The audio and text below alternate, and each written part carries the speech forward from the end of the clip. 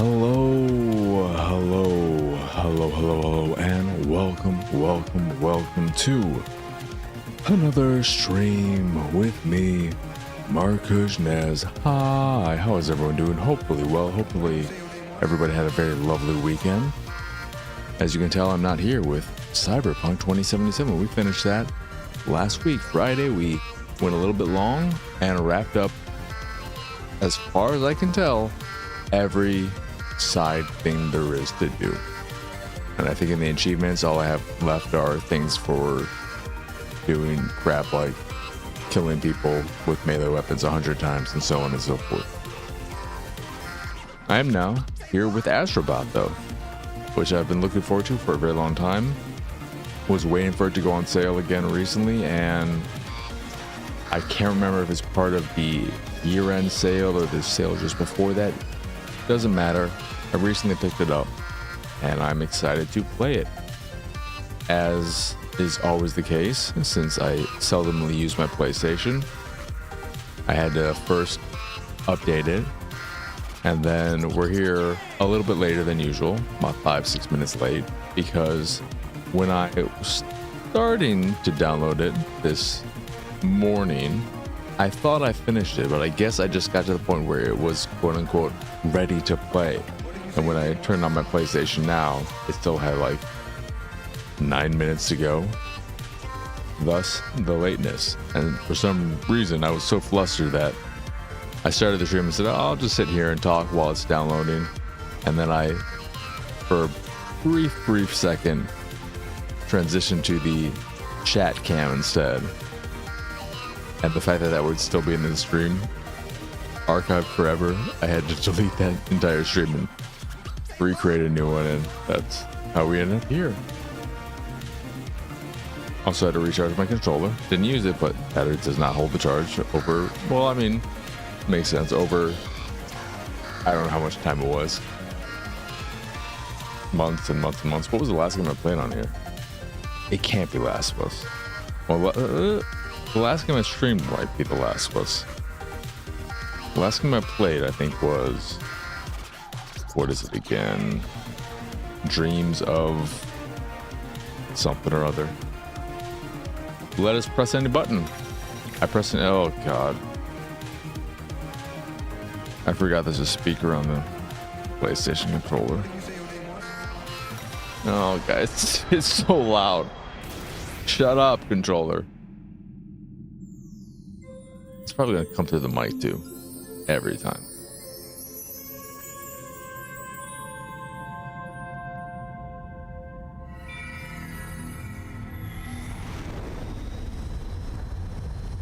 You can hear it. I'll put it up to the mic. See how loud it is. Or if the mic does pick it up when it's right up against it. That was it.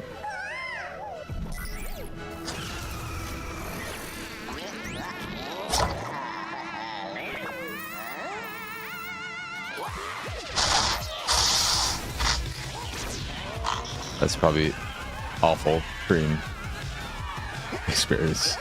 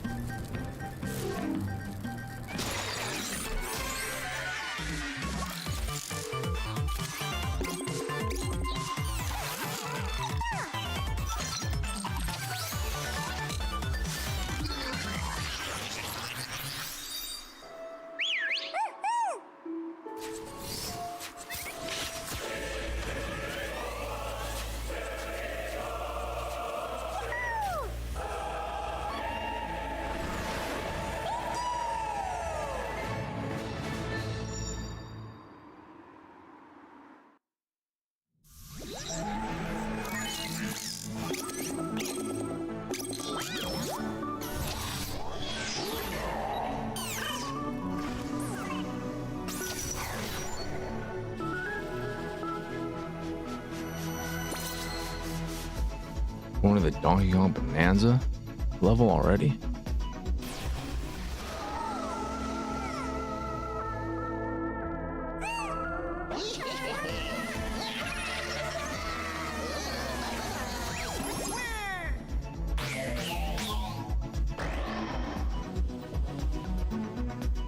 I just want to do a quick Google of how to lower PS5 controller volume. This shit is so loud.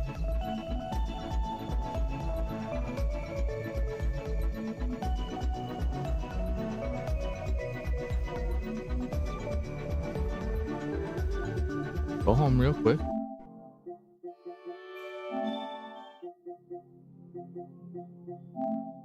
Accessories. Controller speaker. There we go.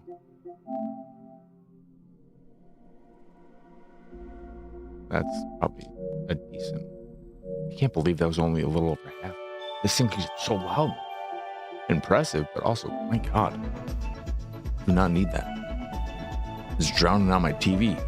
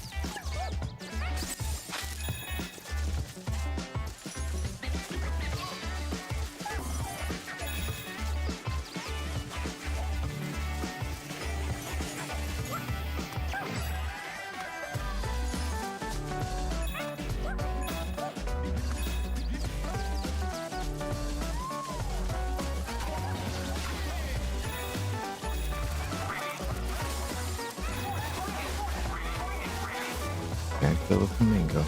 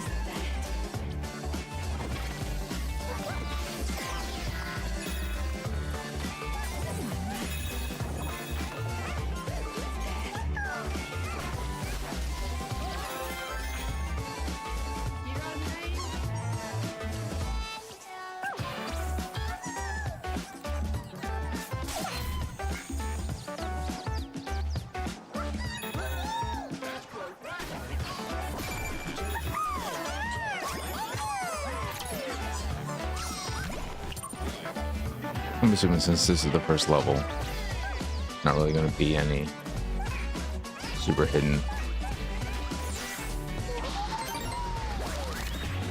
thoughts. It's so pretty though, my god. This is such an attractive game with incredibly lively animations.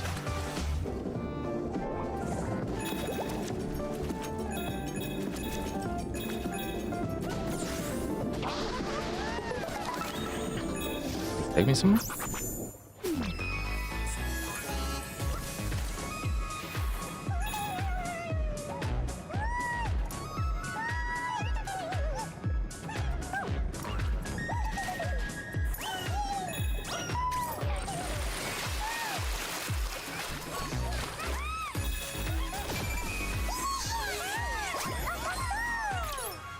I'm assuming that is, yeah. Rivet, I guess is her name. I've not played. That's something I would like to play soonish. What is it called? Ratchet and Clank. A Rift Apart.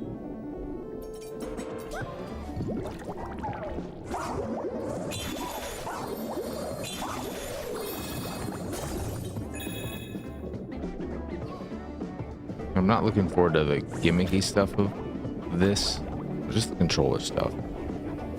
I remember the thing with the gorilla, and then other things. That doesn't do a whole lot for me. But just the core movement, it all feels very, very good. And it looks very, very good.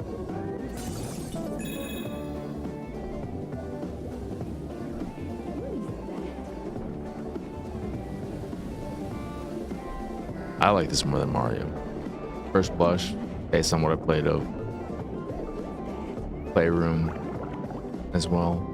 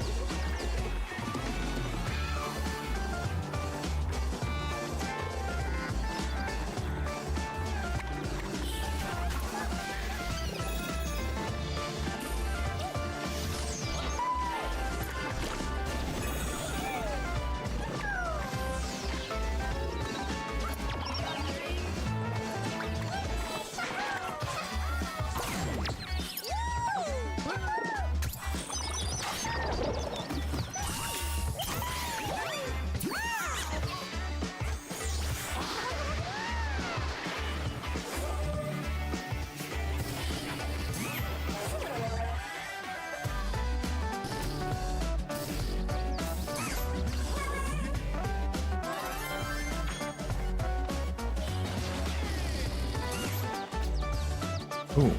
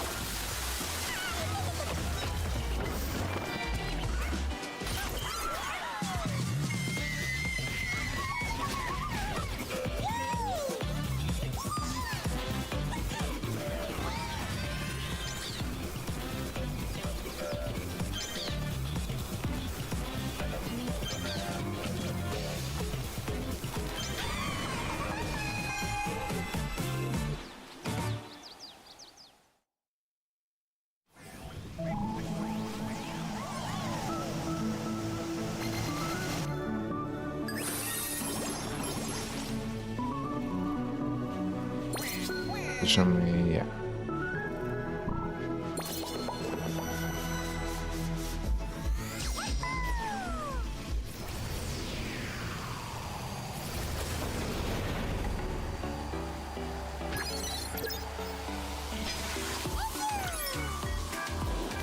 Hey.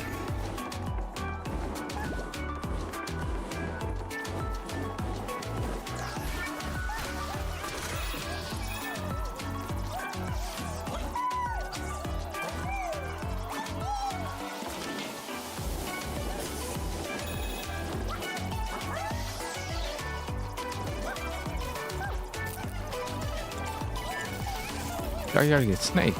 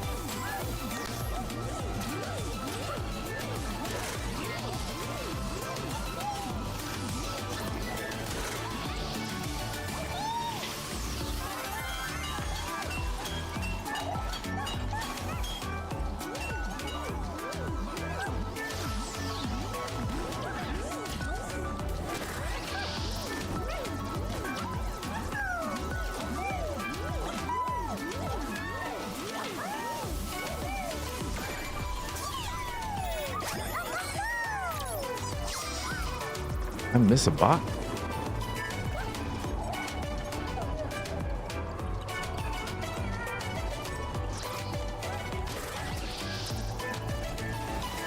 Yes, though, but you know what? We are not going to concern ourselves. That's where we get.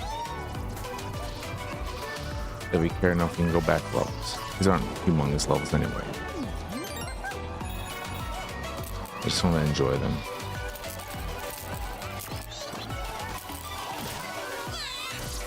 Huh?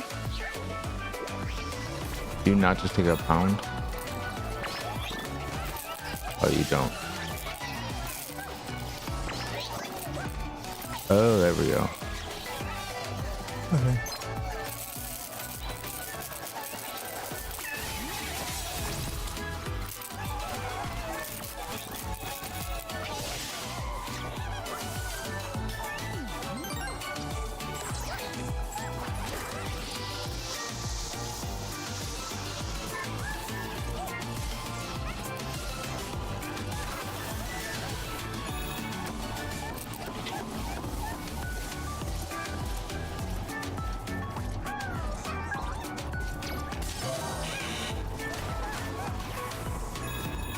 Okay, so it was like a hit it at the right time box.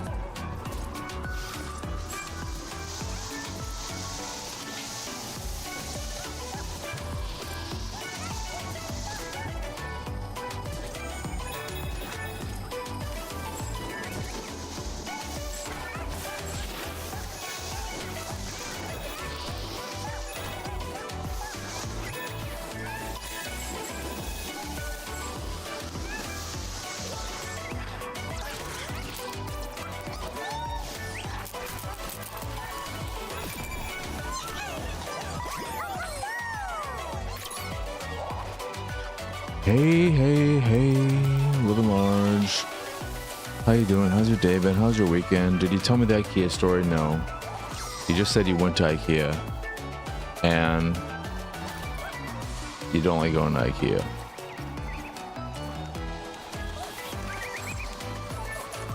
Cash, you're coughing on yourself. You definitely did not say anything about that.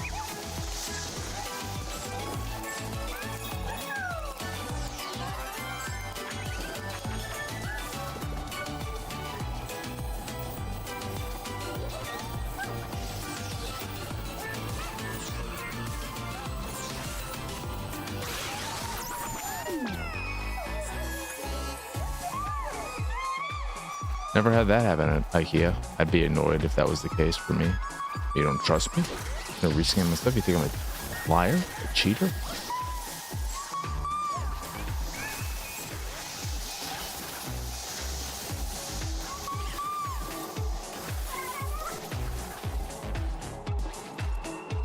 Watch these dudes do their thing.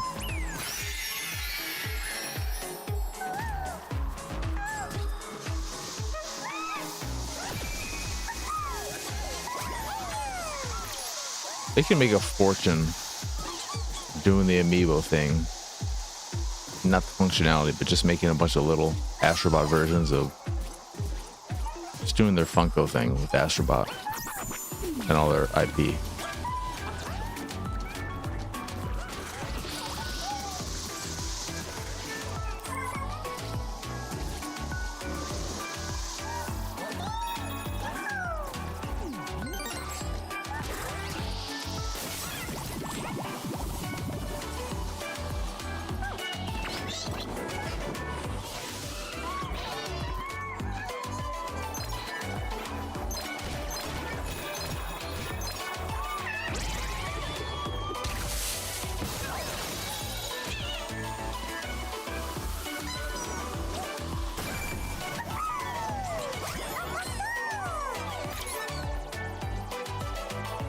Wonderful.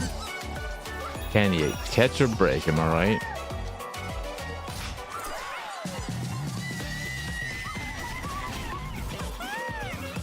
I would have left this stuff.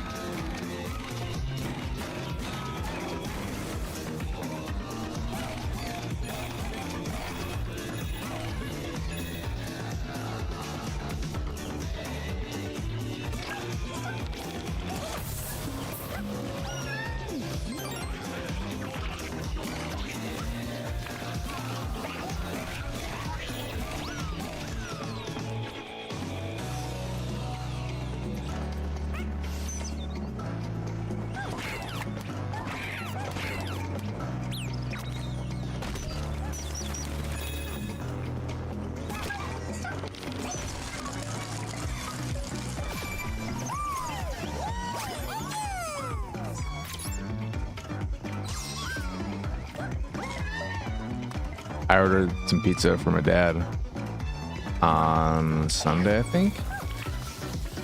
Yeah, it was yesterday. and I specified square cut, and they fucked it up again.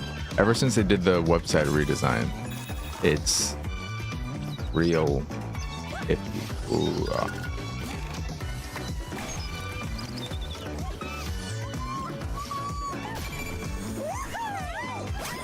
But I double checked it this time like I usually do.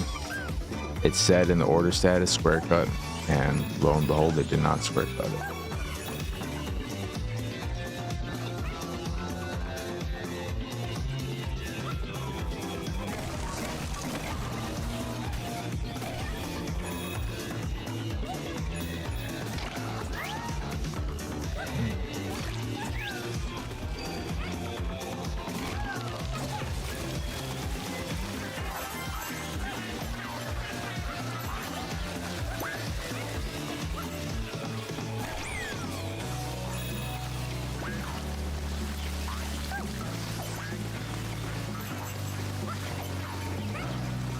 I sent them an email. It doesn't amount to anything. I've sent them an email before. It doesn't amount to anything.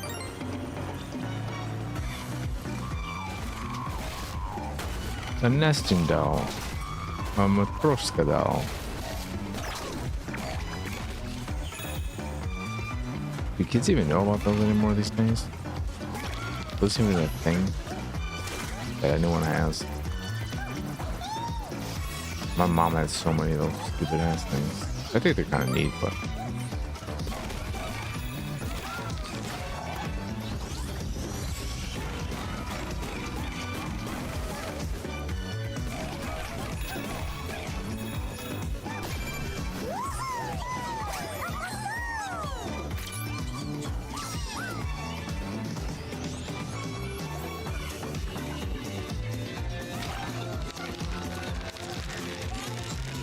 wait, is this the way to go?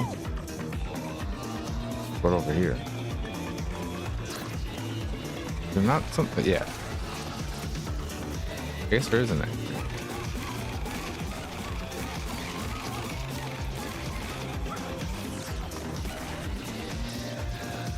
For some reason I thought there was something there.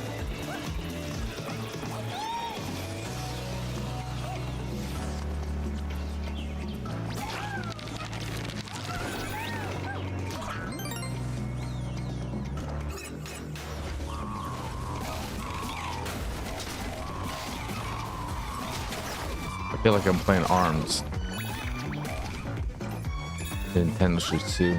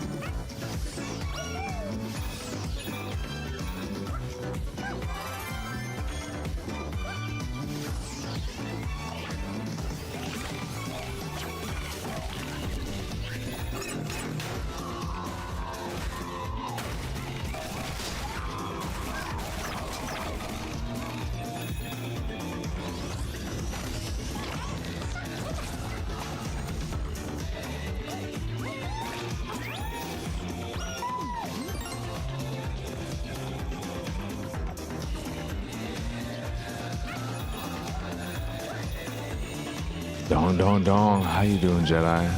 How's your day been? How's your weekend?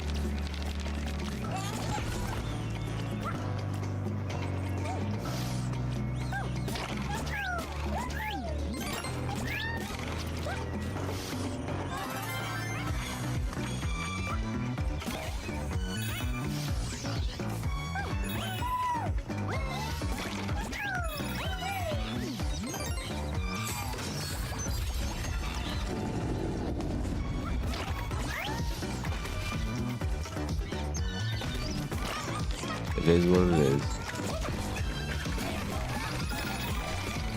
The new year shine is gone. Back to the usual stank.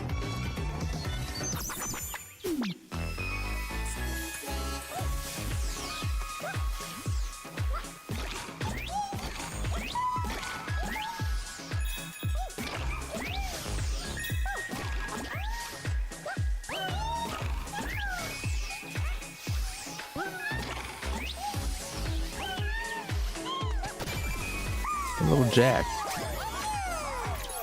I missed a bot. R.I.P.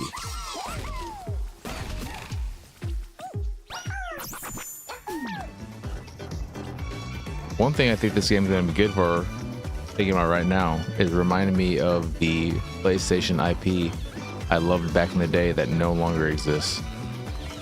And that's just going to make me sad. Can I see a little spot missing anywhere there? I don't want to get caught up looking for ones I missed. I can go back to them if I care.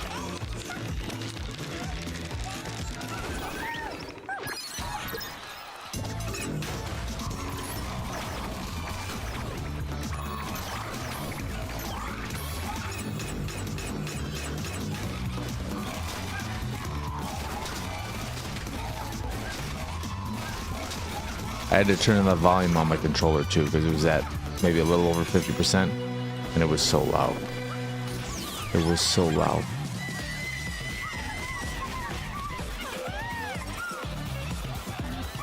It was drowning out my TV.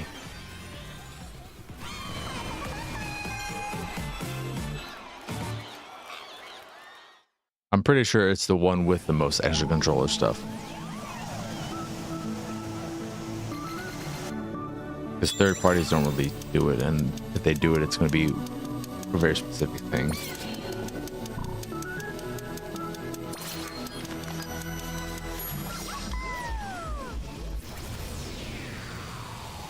I think it's neat, the controller stuff. I think it's neat.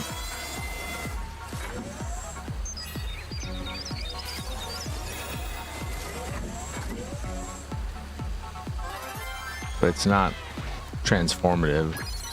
I think some people act like it's so incredible that every game should now incorporate stuff like this, and I'm not in that camp.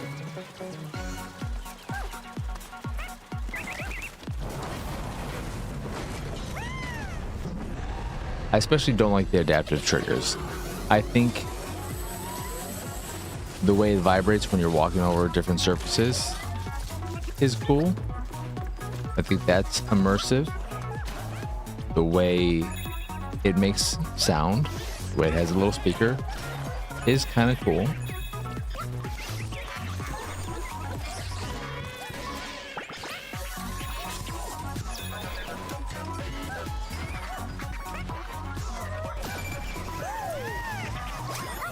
He meant that level.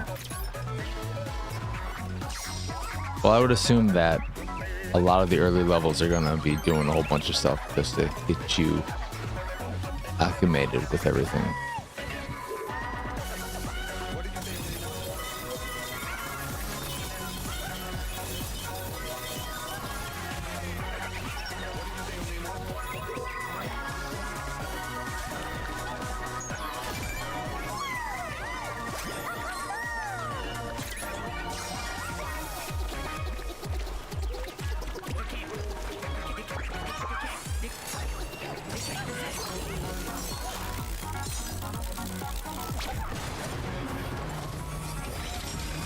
It's an incredibly pretty game, though.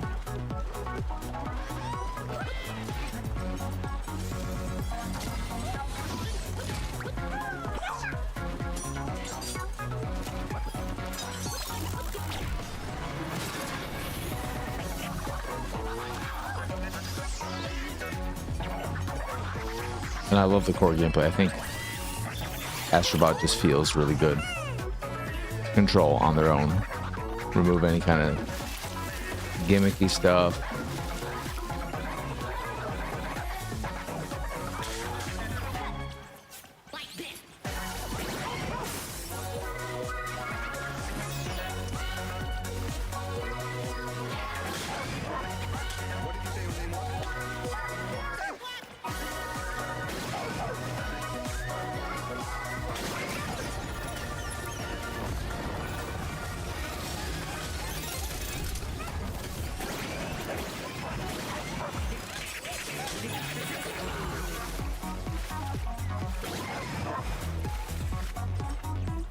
Best.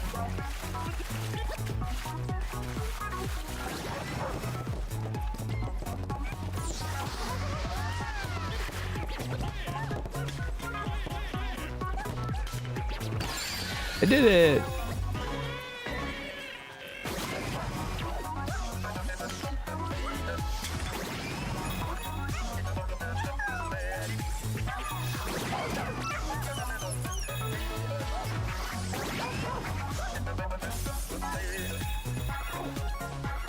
There you go.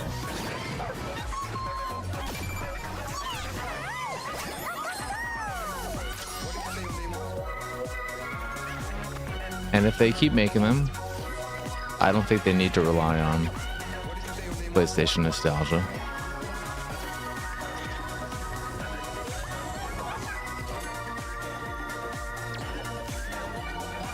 Ah.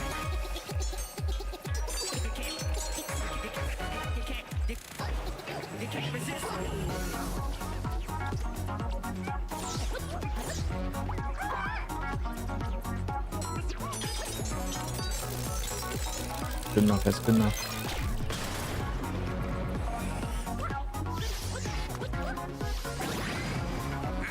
I like go early. I like go early.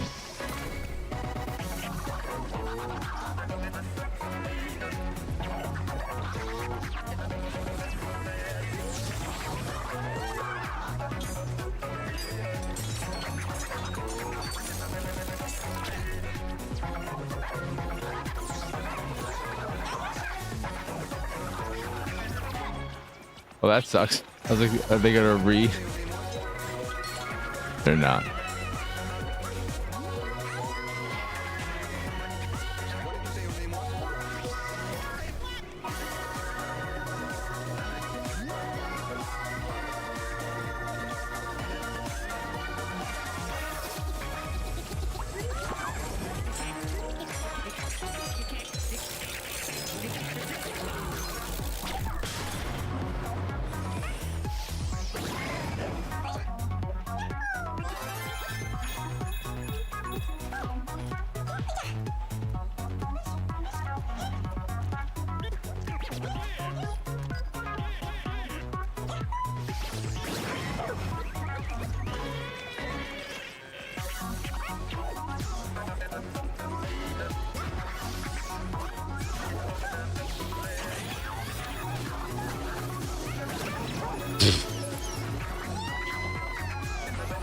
I can hear it.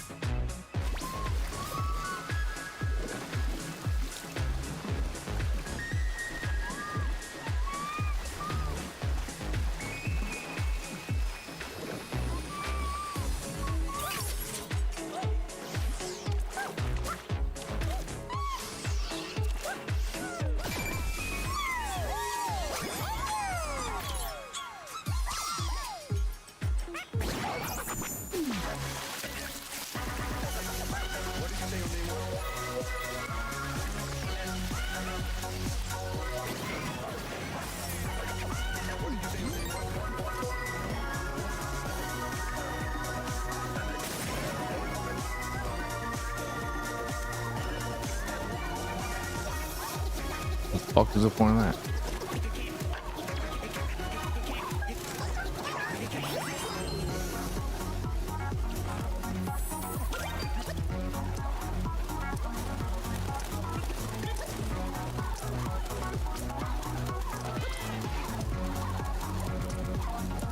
Just a lot of shit.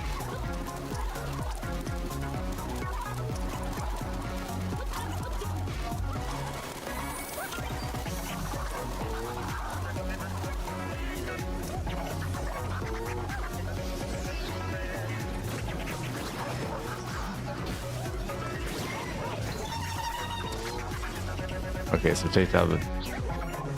I can't take down one without taking down the other.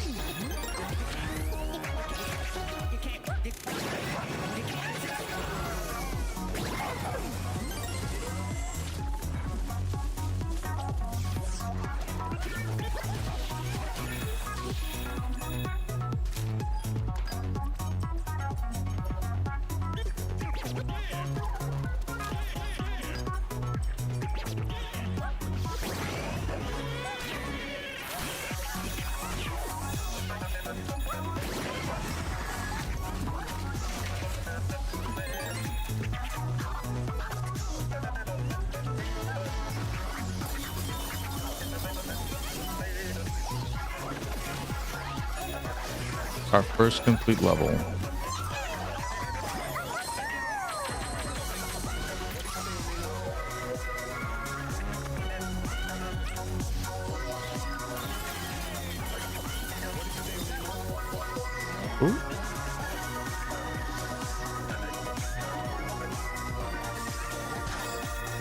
How did I let that happen? What the fuck?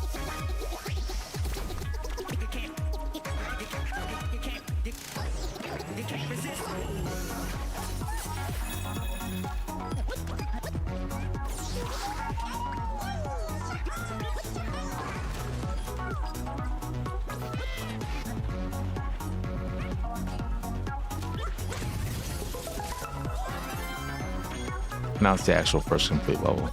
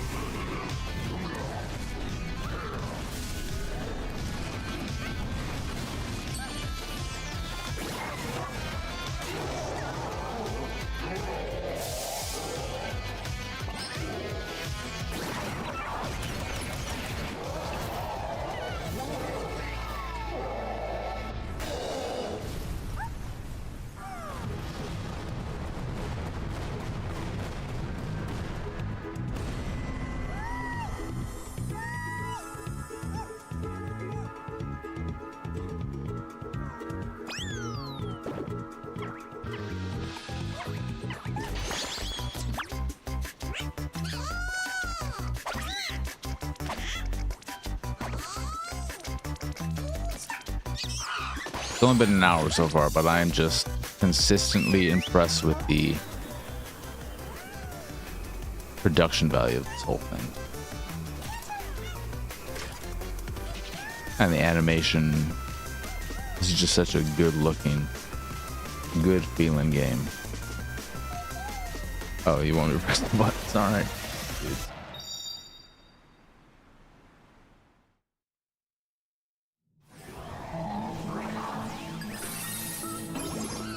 It also does remind me of the days when I used to love PlayStation. Seeing all the old IP does a negative me in a way, in that it just reminds me of all the things that used to be associated with PlayStation that are dormant or dead franchises.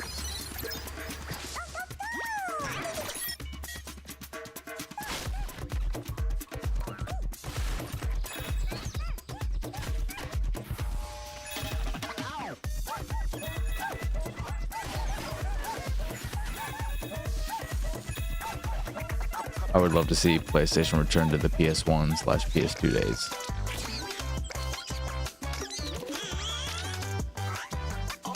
Because all this serious, sad shit is exhausting.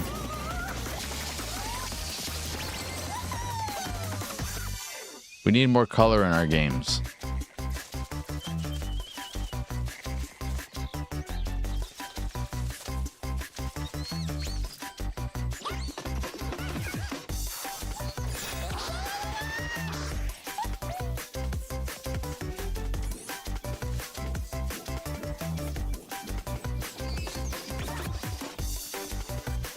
Okay, so that's the button for...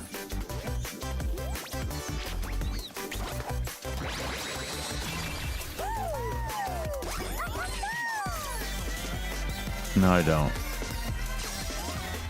You excited for Marathon?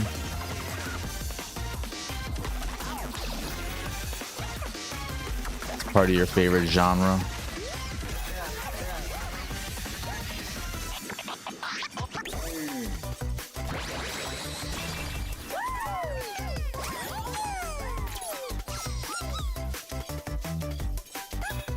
How's the kid doing, living large?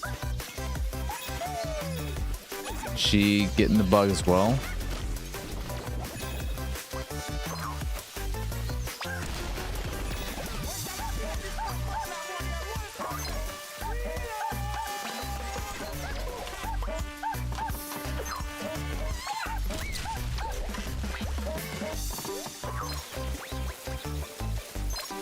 That's what I wanted.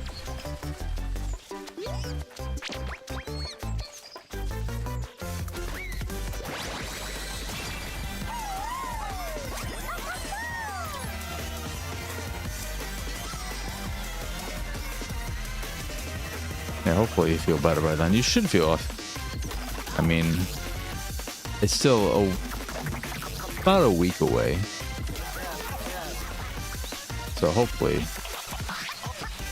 you're all good by then.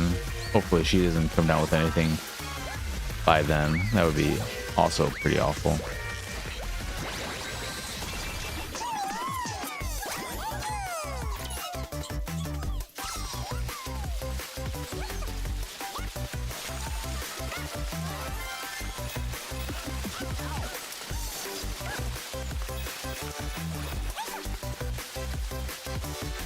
I almost went to IKEA today when I dropped off what is presumably going to be the last bag of movies I ever take to half price books.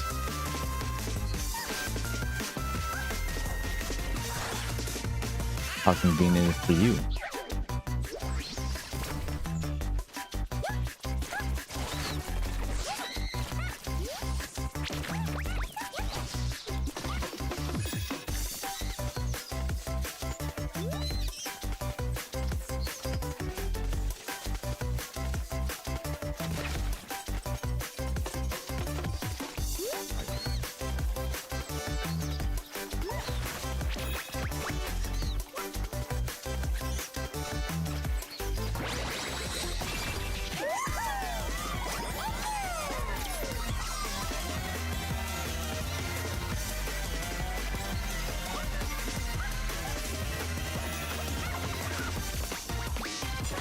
I added all y'all's birthdays to my Google Calendar because I never actually had a calendar. I didn't put them, they're just in the contacts.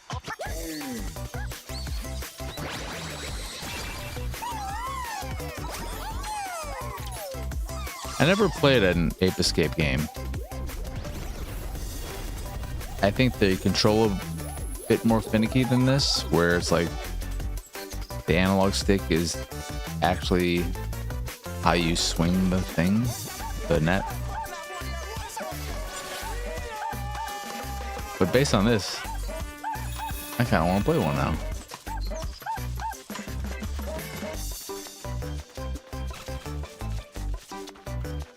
I don't know if the later ones, because I think there was one at least on PS2.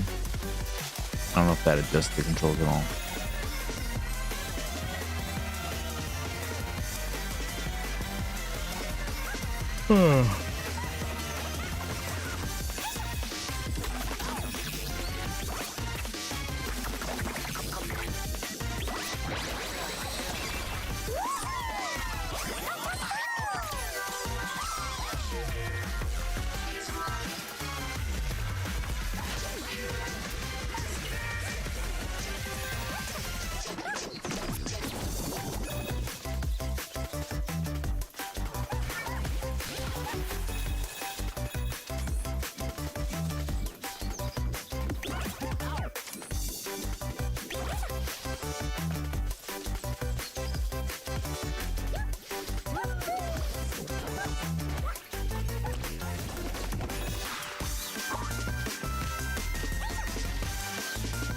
Oh no, I know.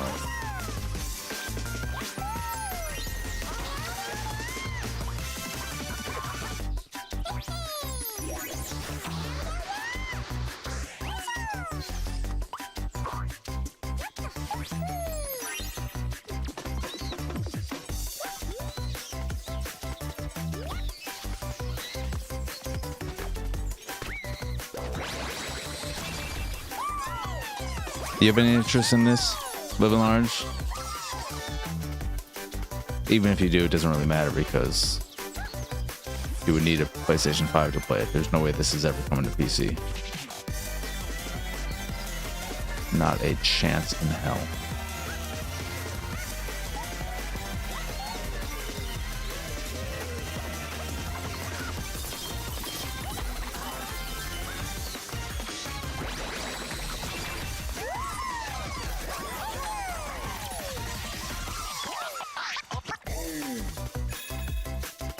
I'm assuming the end of the level is there.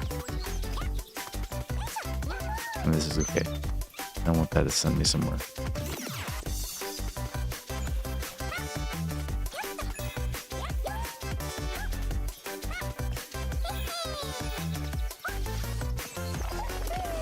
I kind of figured after that comment. When you're responding to the Ape Escape controller comment, I had a feeling.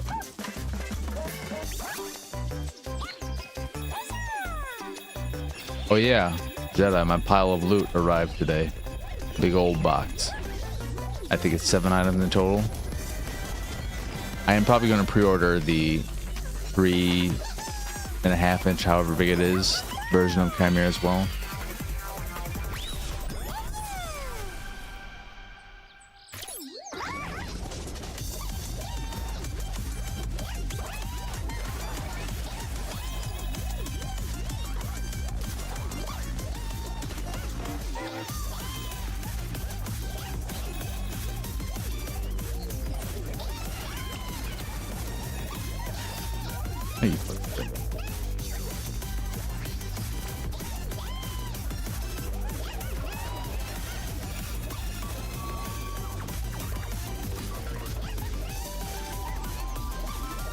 I do like that it just throws you back in there.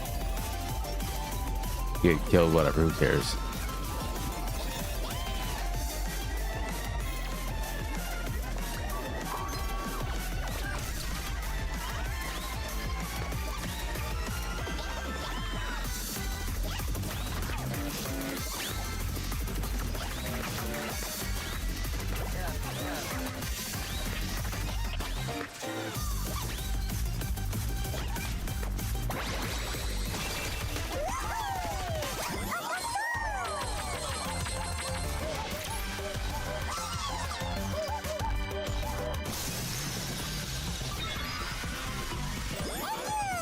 The Astro Bot theme song is also very, very lovely.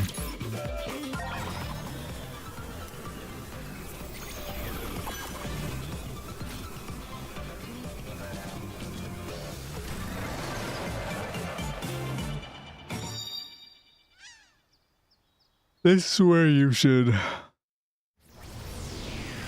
see how well it works for you to remote play into my PlayStation, live and large, since you'll never be able to play this unless you get a PlayStation 5 yourself, which I don't think is planned in any way, shape, or form, because it would be a wasted purchase of console you'd be buying for like 2-3 games.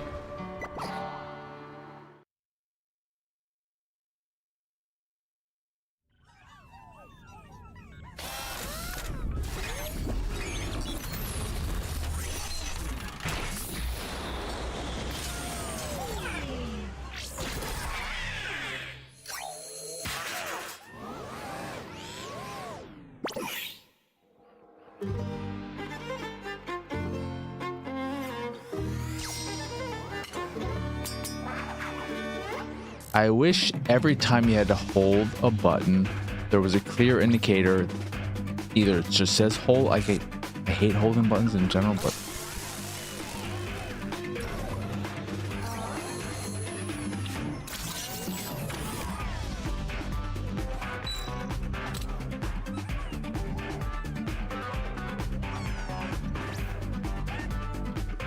oh, dude, like this is the shit. Like I don't need to do this.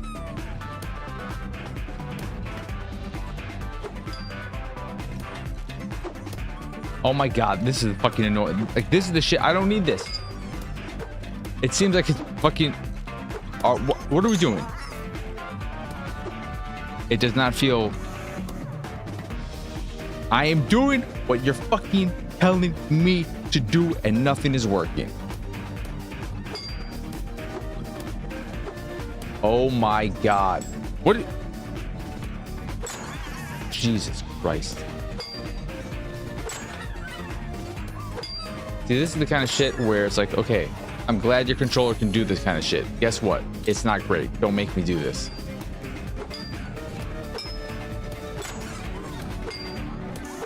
I don't like this. Please let me just play a regular platformer like I was doing.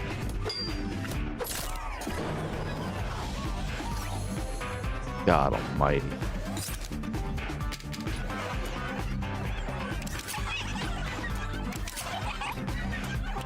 You know how much this RAM would cost now? Can't believe you have so many 6 of it, game.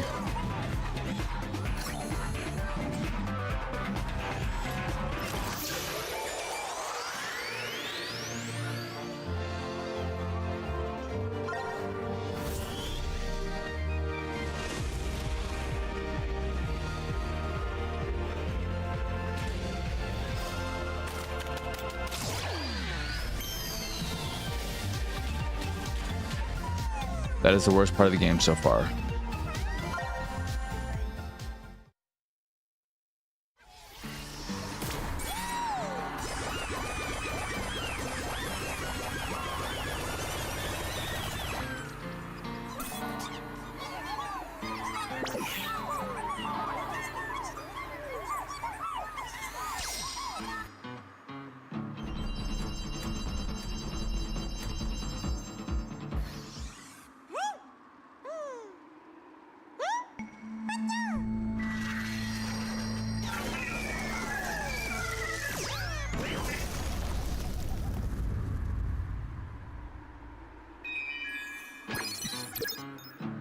Are there any games you already are interested in bidding on in the Fantasy League?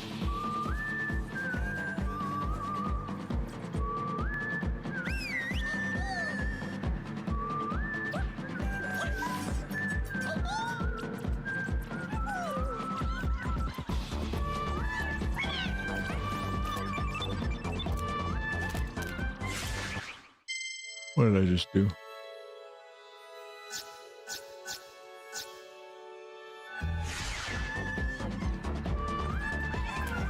I have one in mind, but I'm also not sure. I need to look into what the feelings are for it. Because again, No dropping. You bid on a few? Oh, but then cancel them since there's only so many we can bid on. Well, yeah, you can only pick up 8 additional ones, which is a lot, but that's throughout the entire year. So if a surprise game comes out, if they, for instance, Fable is going to be a big one. If they commit to it and it feels they show a lot and we feel confident it's coming out this year, that's going to be a big one.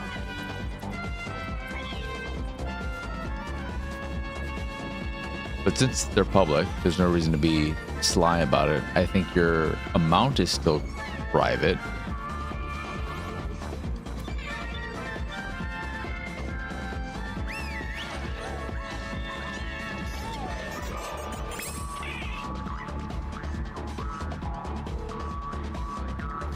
But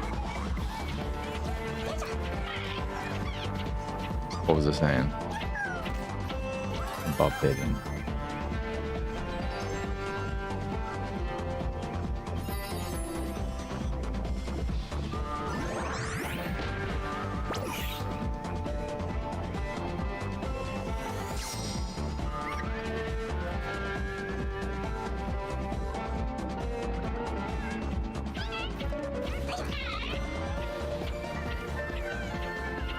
Yeah, the game I'm thinking about is that Dragon Quest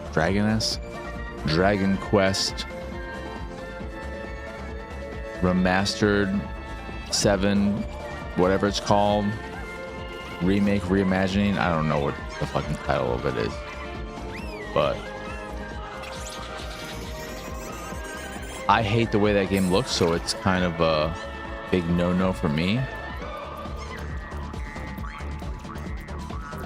I'm not interested in it because of that alone, but I think people really like that game just in general. And then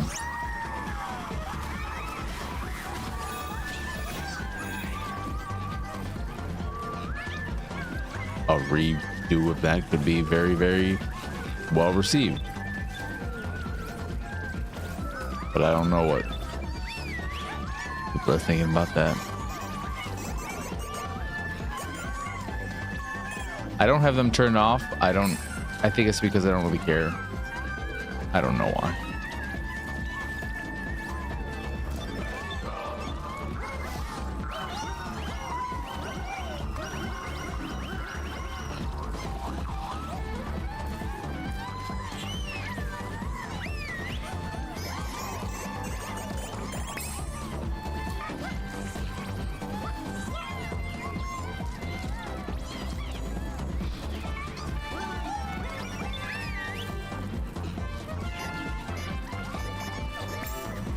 How am I liking it? I'm liking it a lot.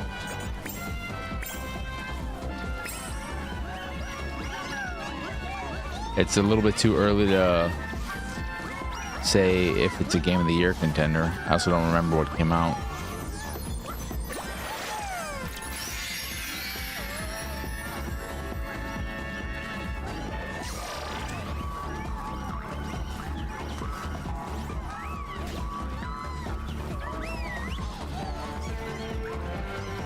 Grass is over here.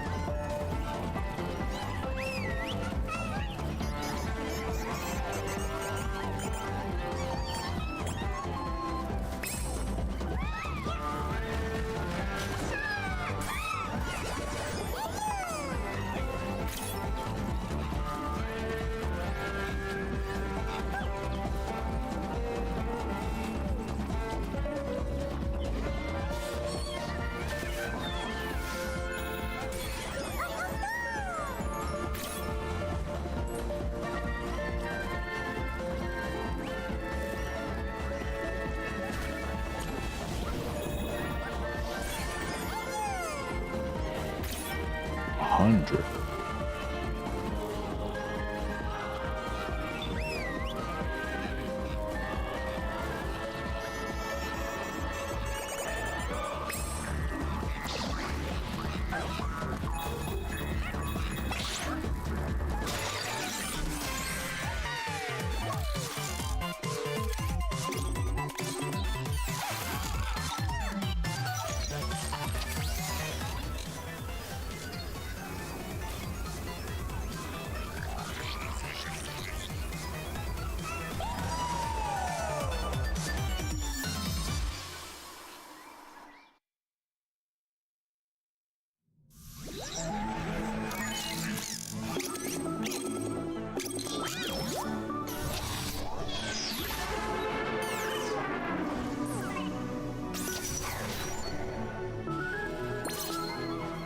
Drive around. Is this all there is? 5 areas?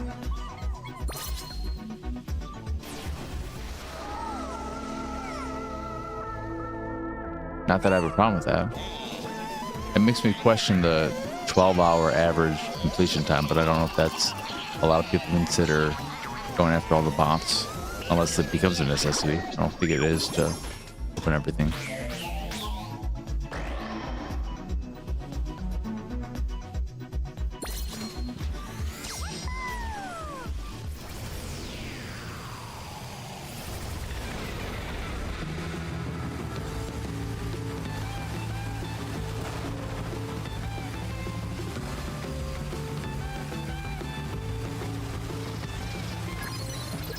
How did I miss that?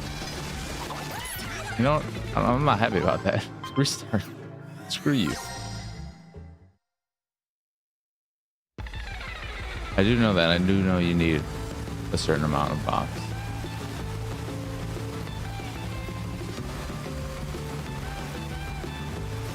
Oh, boost. I didn't even realize you could boost then.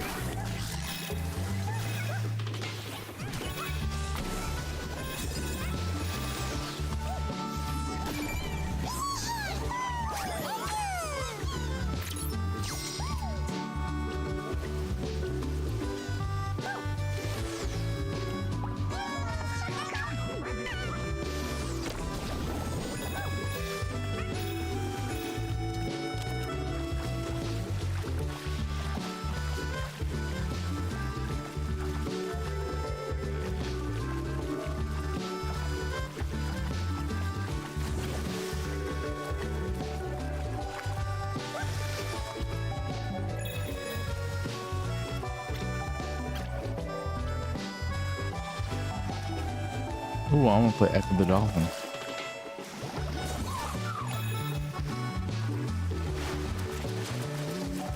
How come these dolphins don't have Astro Bot faces? The turtles do.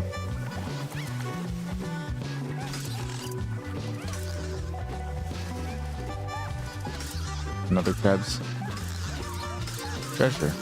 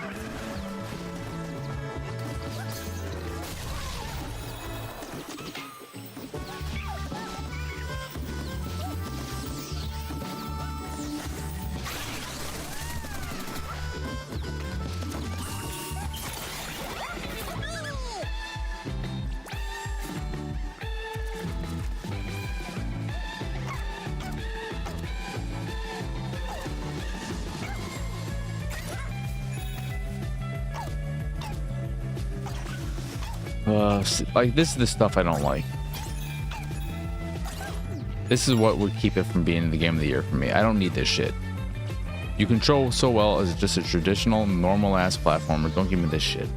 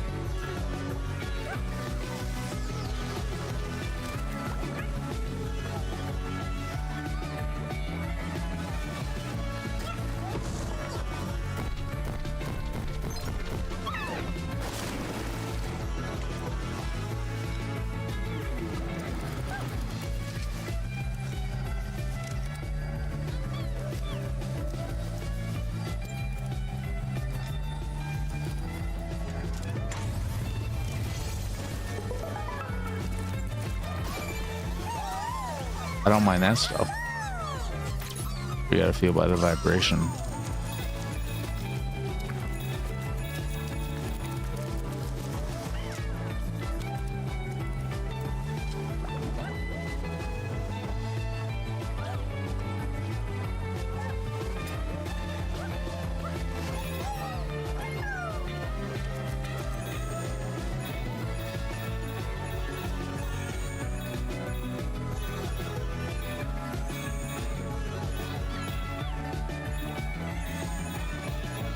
What I don't understand is, for instance, Tim Geddes over at Kind of Funny.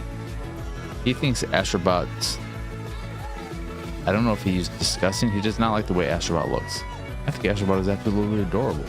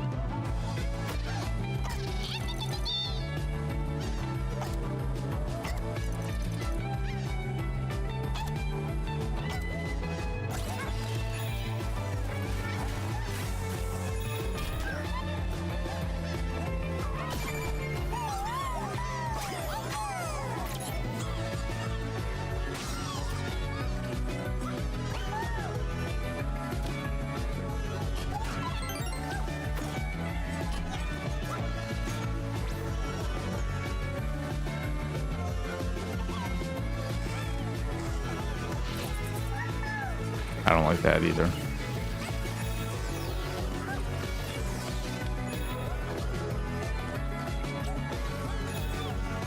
Don't make me fucking move the controller like that. God damn it.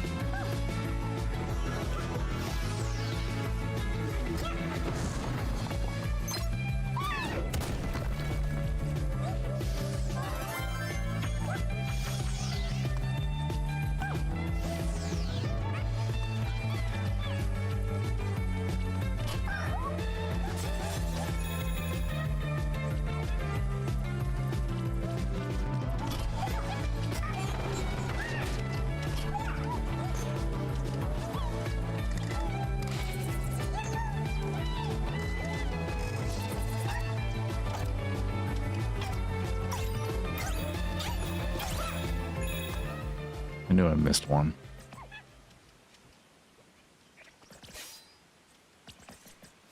R.I.P.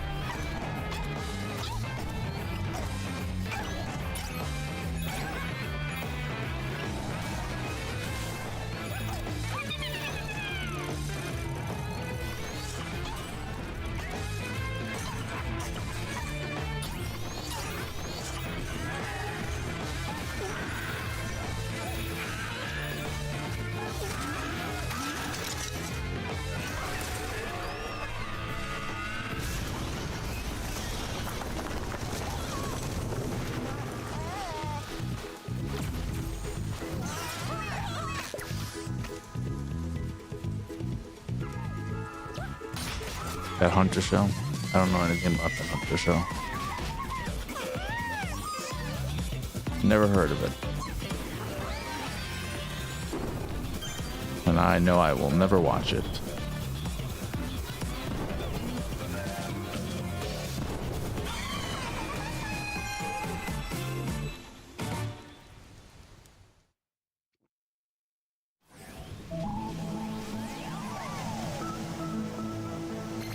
Only so much time. I still have to watch The Twilight Zone. And The Outer Limits. And The Alfred Hitchcock Hour. No fucking shot do I have time for some random David Bowie show.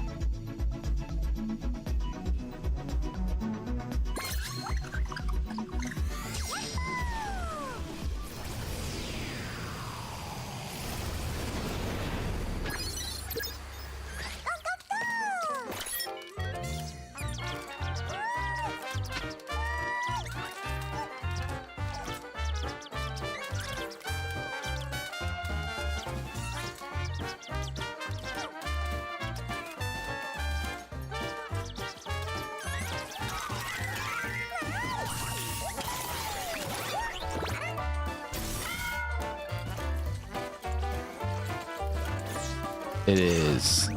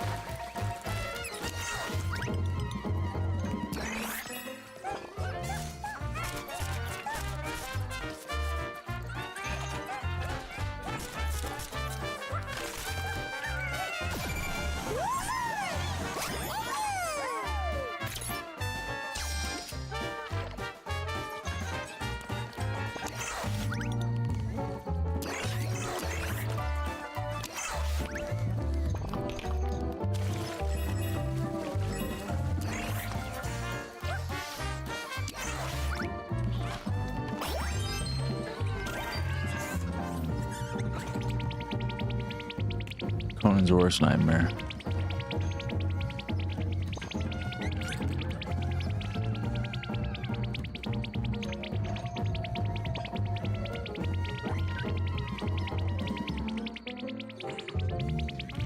think this should be the thumbnail for this stream.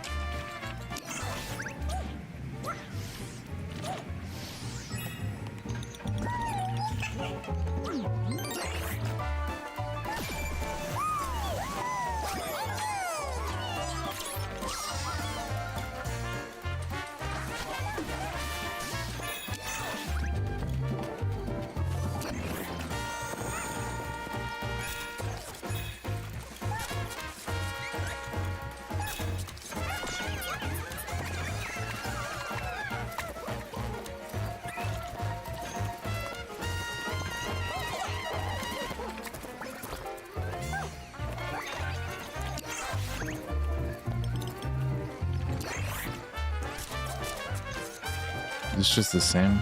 It's just like a shortcut to that, I guess. Yeah.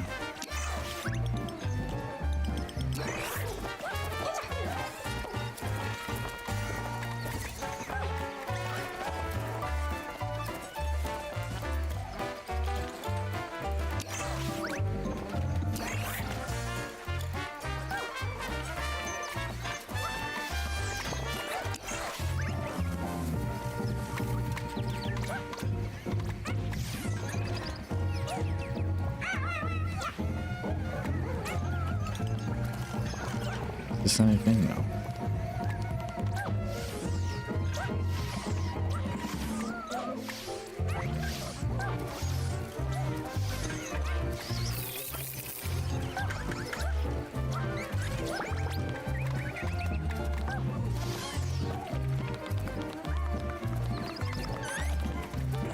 Does that show the David Bowie one? Another thing that's just on YouTube randomly or something?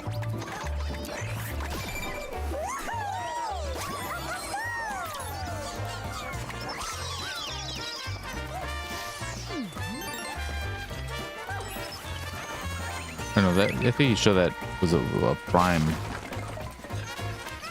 shit.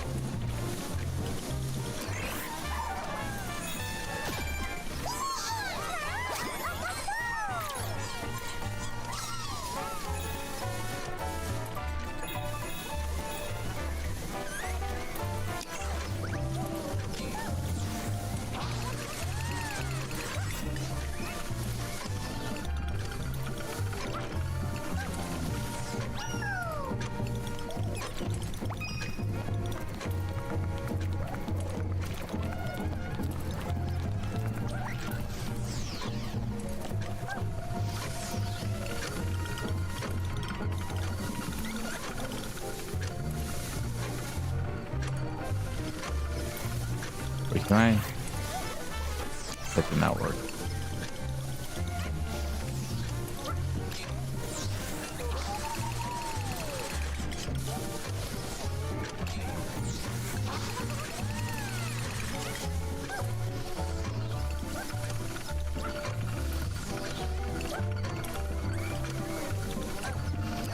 Wait, jump up. Wait, come on, you can do it.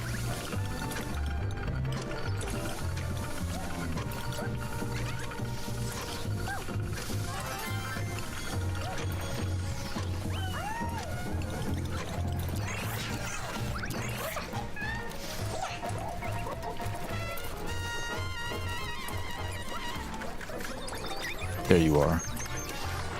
I see you.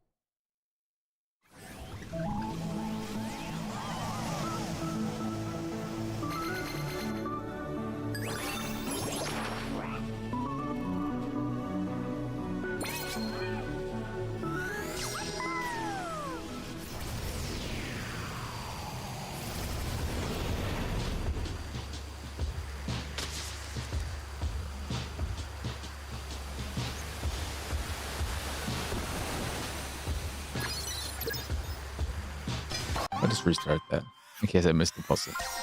It's a little distracting.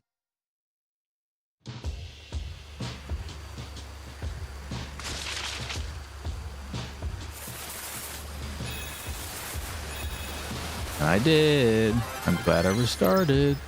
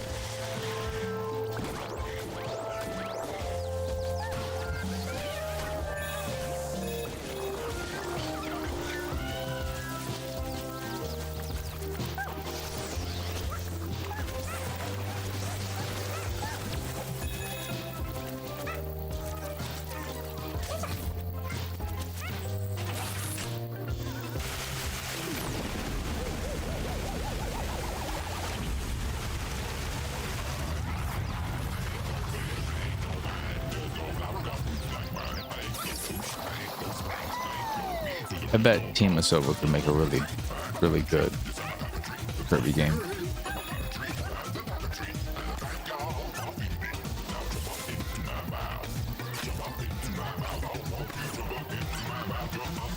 Almost. Oh.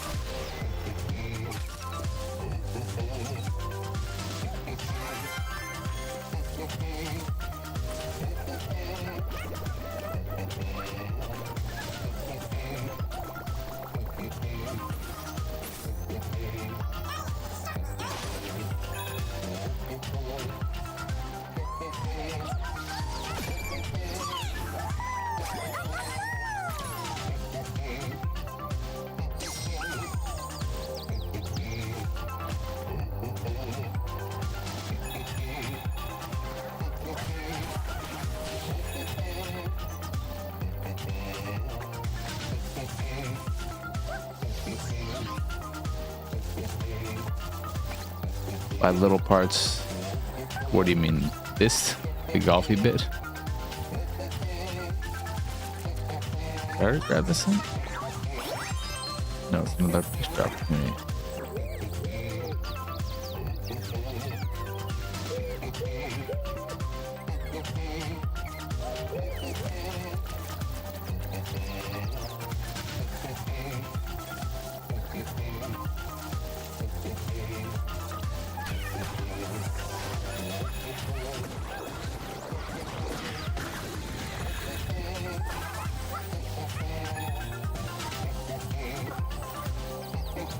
Yeah.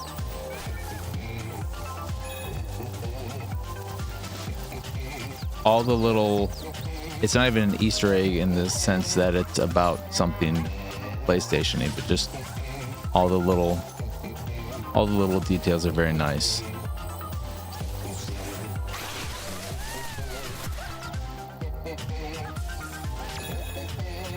When you see an attention to detail, it's hard not to appreciate it. Because then it makes it feel like every single part of this game, every single part of each level is very handcrafted. You look at stuff like that and you think to yourself, well, this is something AI could never do.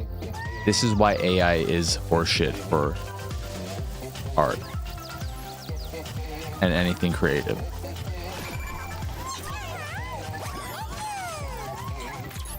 Even if you told AI, hey, throw in a bunch of little things here and there, it would just throw in fucking garbage.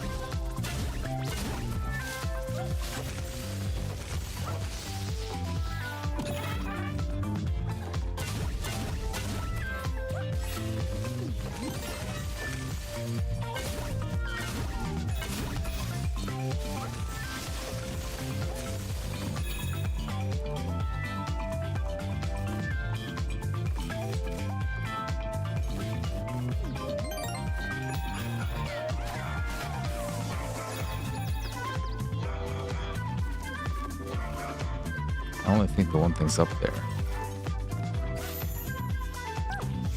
I don't think there's any. I'm actually perplexed as to how the fuck I get up there though.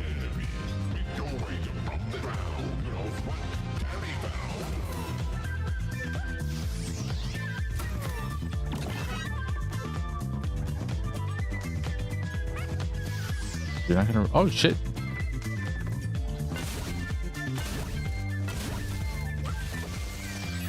I didn't know you could mantle, buddy.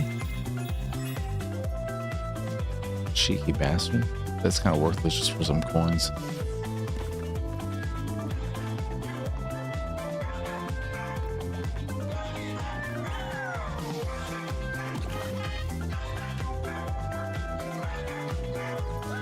Can I? Yeah.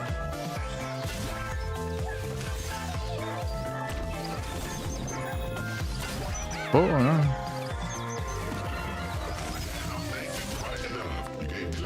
All right, you little fan bastard.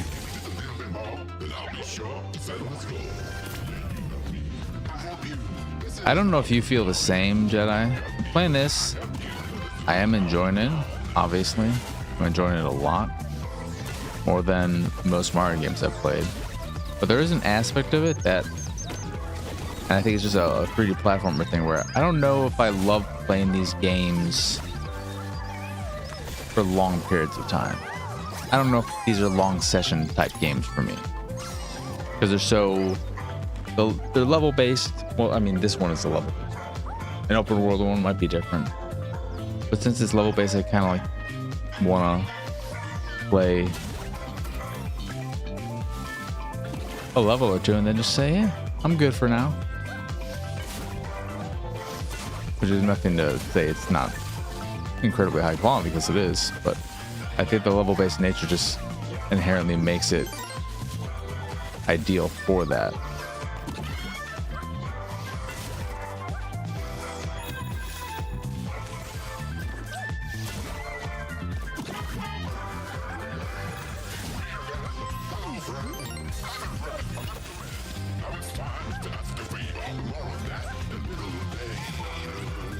If I wasn't streaming this, I think what I would probably do is play through a world. Just do a world a day. Which isn't too bad. That's, you know, what is that, an hour and a half or so?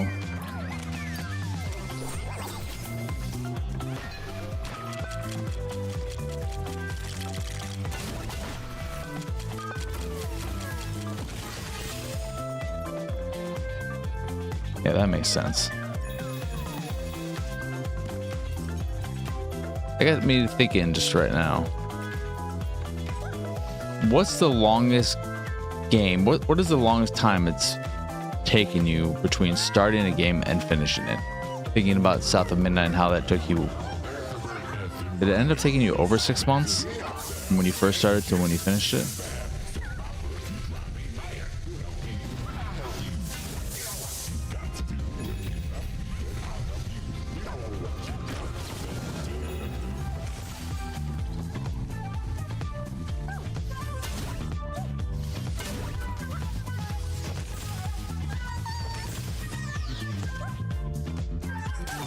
Alan Wake is up there.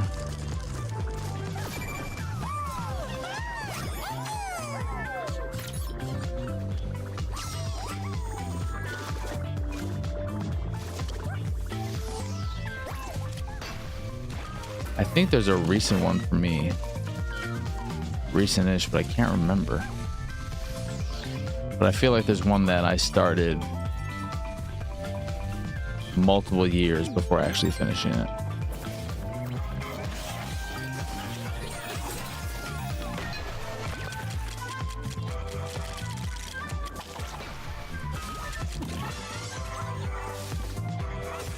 Maybe I'm thinking of Sleeping Dogs, which doesn't really count because that was the definitive edition, so it doesn't really.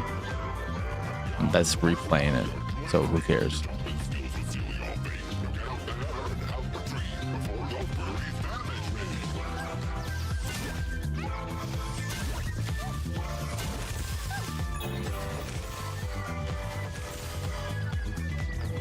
Like even this, something you wouldn't see in a lot of. Like, this actually moves and looks like the material it is. I feel like there are only a handful of developers who would pay that kind of attention to detail.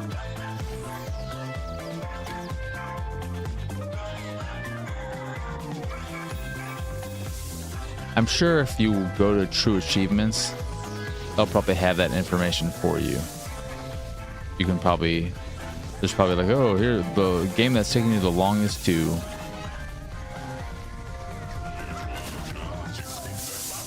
complete.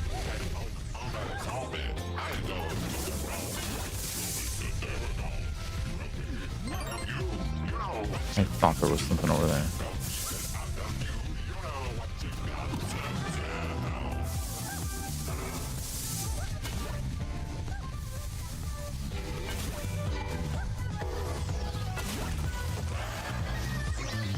I don't know if I'm gonna make it yet because I shouldn't have done what I did.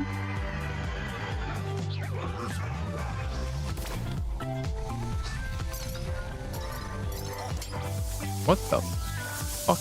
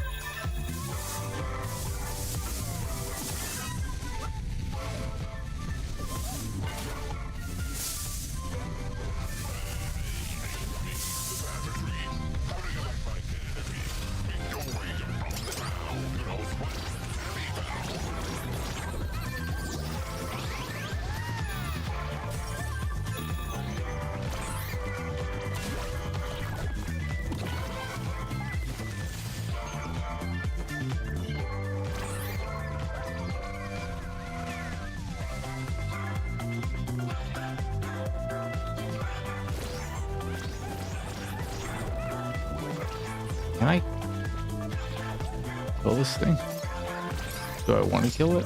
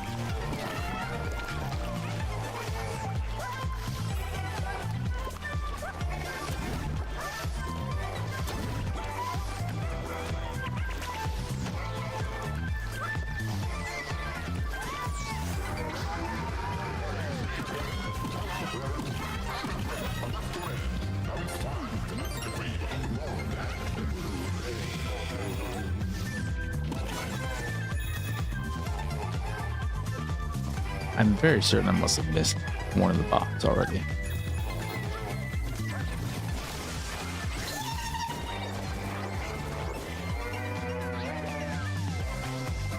I mean, 2 years is still a good long while.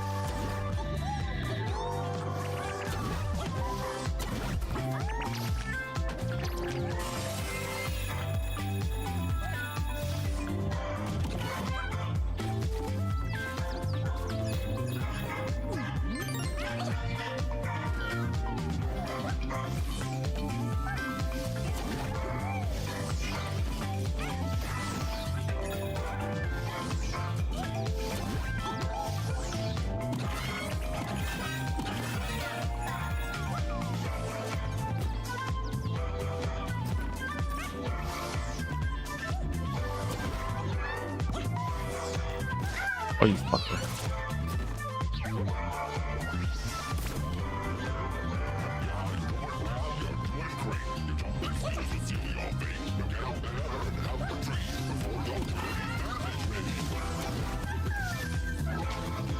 Oops.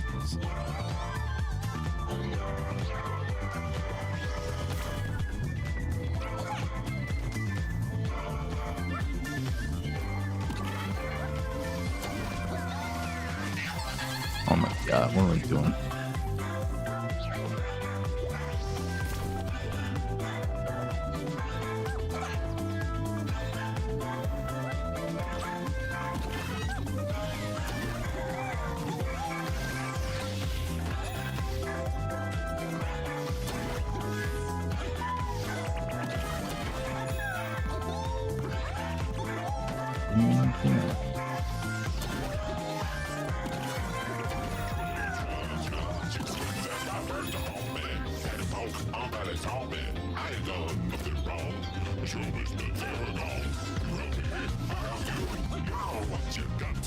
I preempt.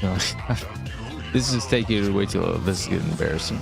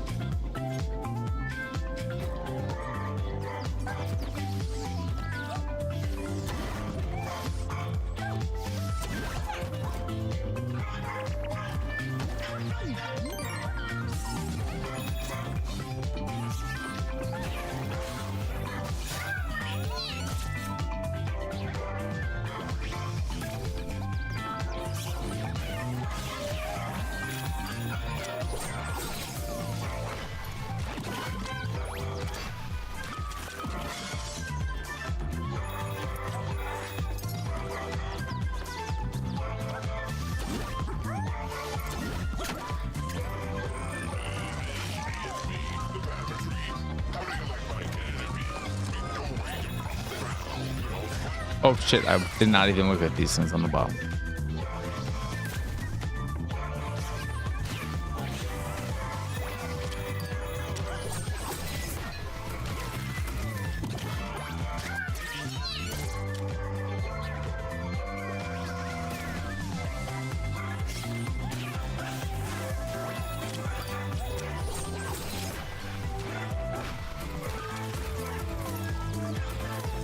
Hey, what the fuck?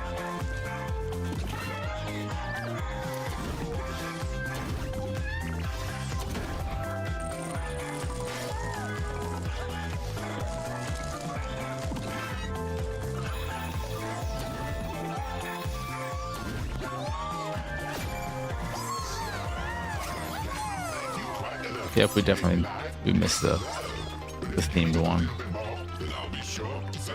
As expected.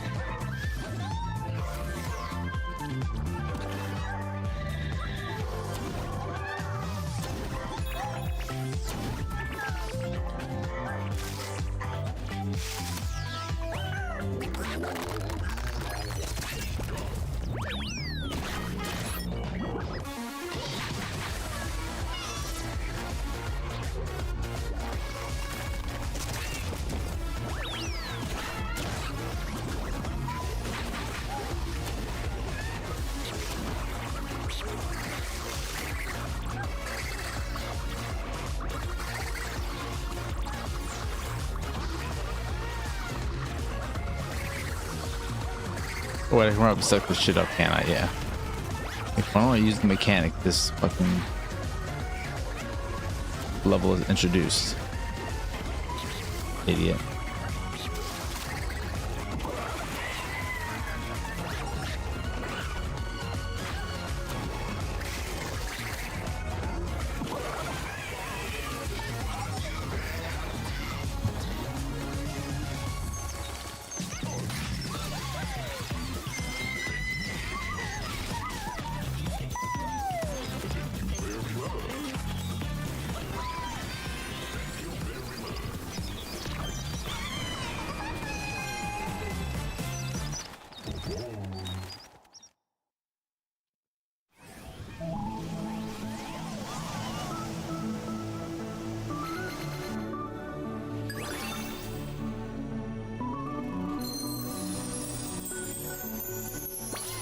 Is that anything, this thing?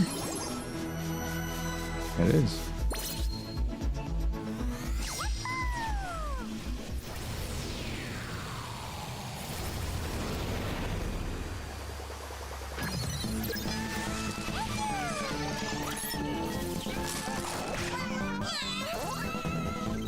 What?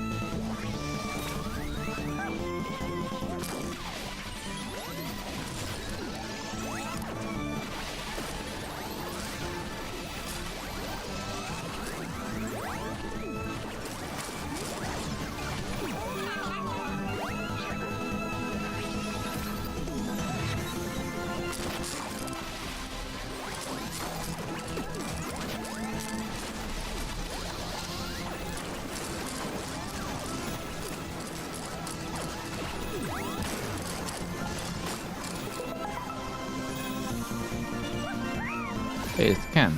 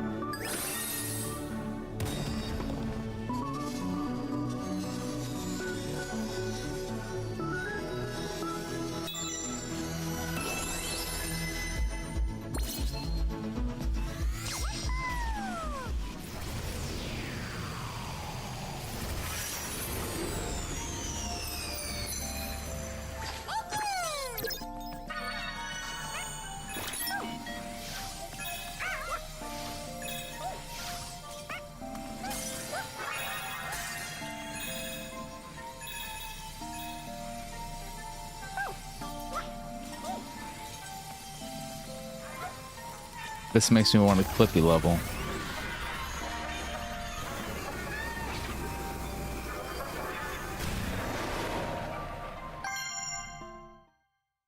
Is that it, really?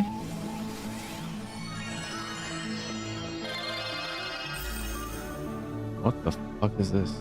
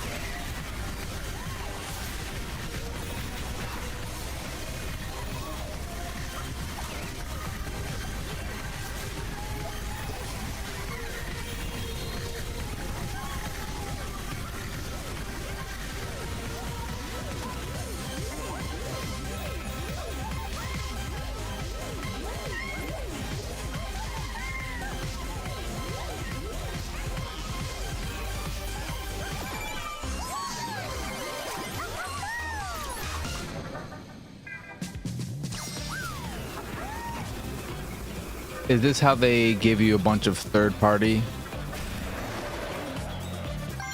Astro Bots?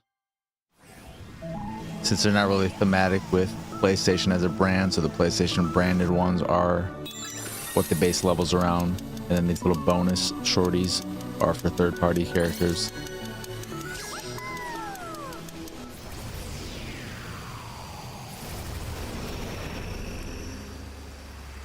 Except Metal Gear. That was part of a regular level. But, you know, that makes sense. I think most still associate.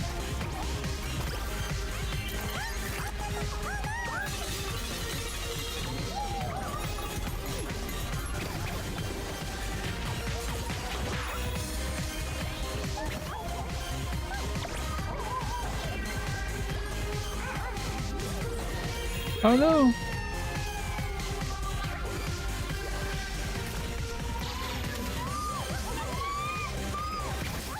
Now I want to play Persona.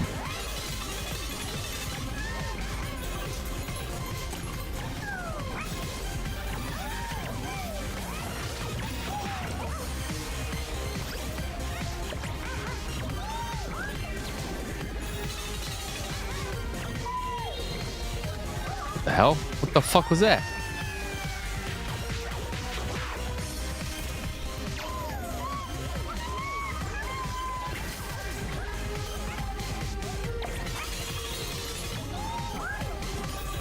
I feel like trying to get coins is kind of pointless. I mean, I'm sure I could spend it on some crap, but also they're not required for 100% in the level or anything like that. So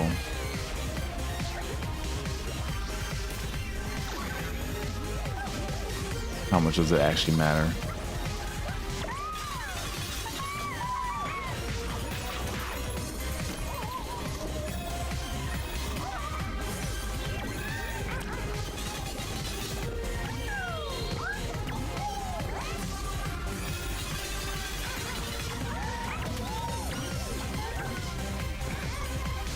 What the fuck? Outfits I will never use.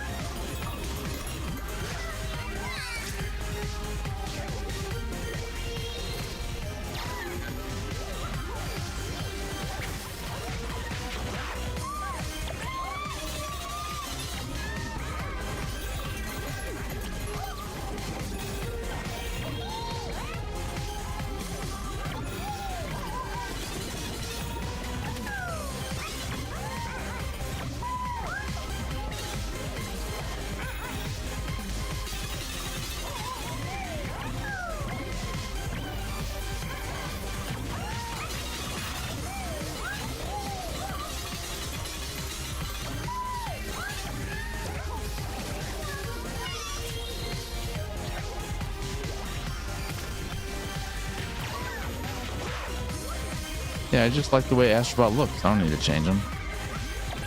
And I definitely don't want to play as a themed character. As much as I love Metal Gear and Solid Snake, I don't need to play this game as a Solid Snake Astro Bot, if that's an option.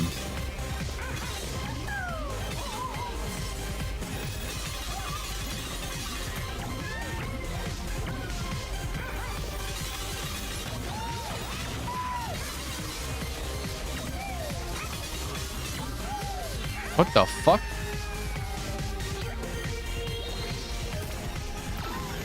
This is... I'm wasting too much time on this fucking stupid level. Just to get Teddy. Are you fucking kidding me?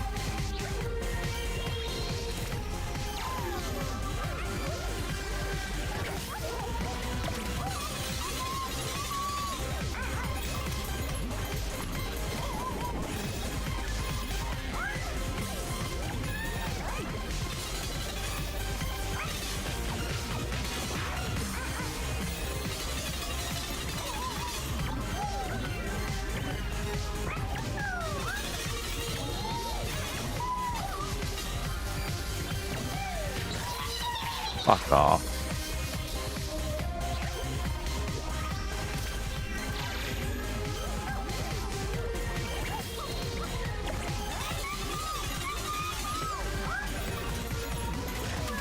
Come on. You're spitting too fast, dude.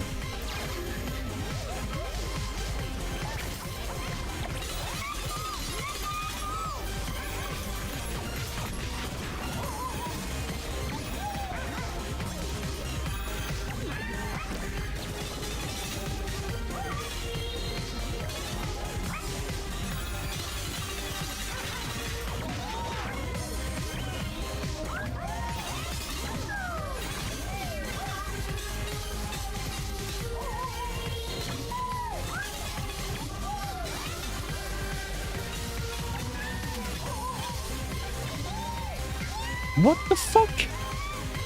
How am I missing this? I'm starting to get annoyed.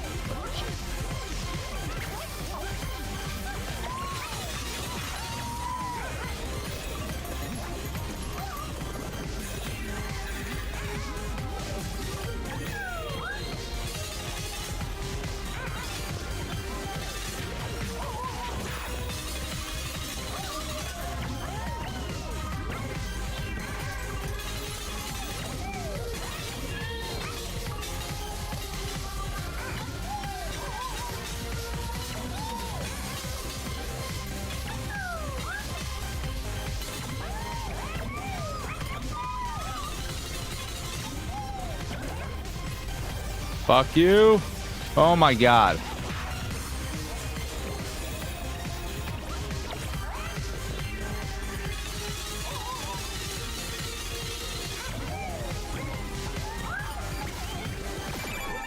Thank Christ, that was almost a fucking nightmare.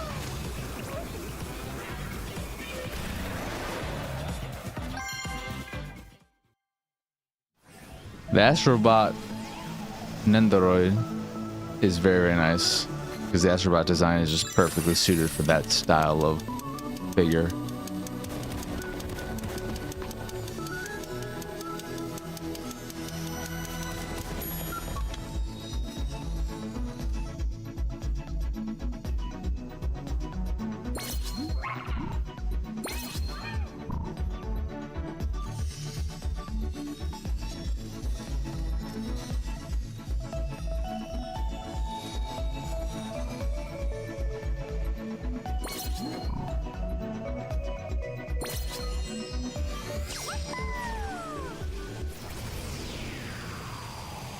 You should have.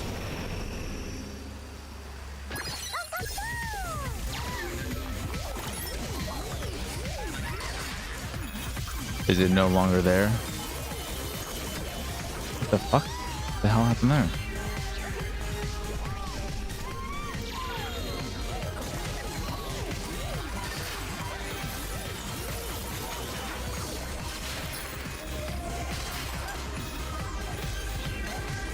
Okay. Fuck you.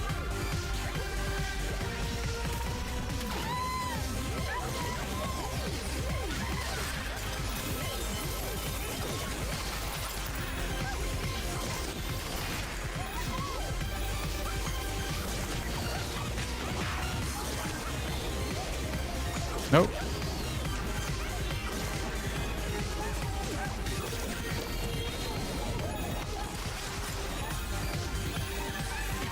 What the fucking fuck you?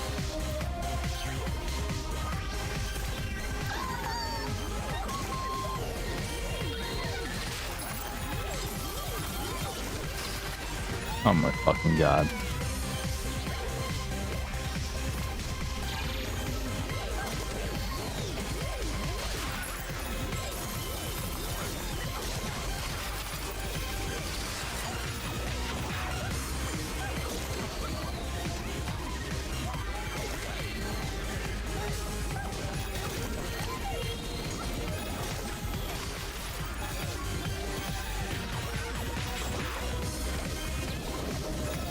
I fucking knew I should have waited.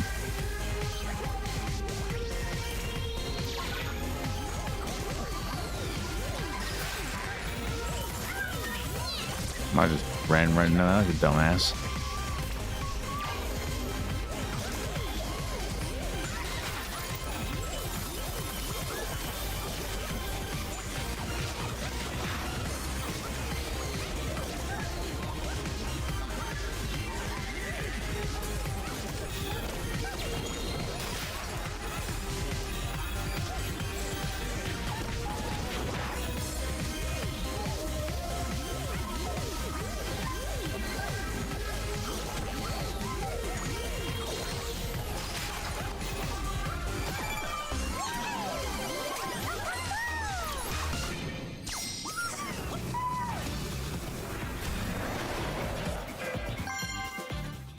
What charge limit do you have your phone set to, Jedi? 80, 85, 90, or 95?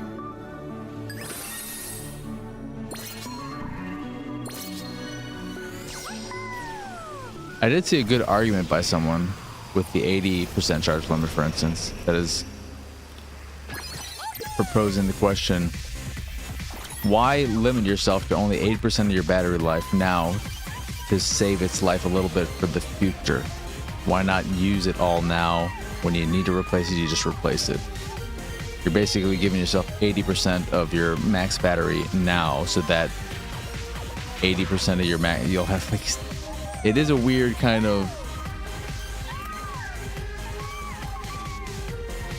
query to think about.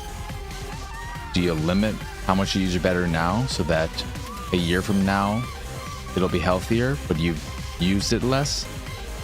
Also, by doing that, taking that 20% away, you're likely going to have more battery cycles recharge with. Like, it's an interesting question about how, in the long run, how much does it actually benefit you to do that? Hey, you little fucker.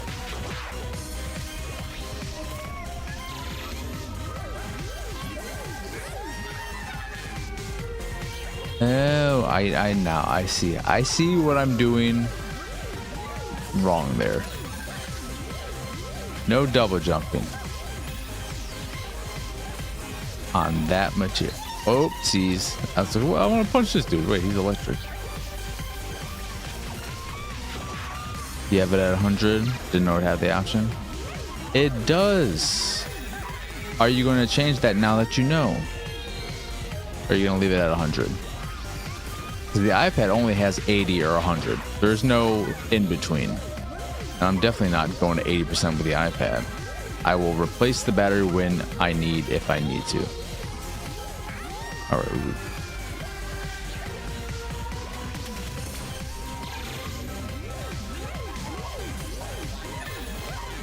I like this level because it makes you think about what you're doing. That one's gonna be tricky though.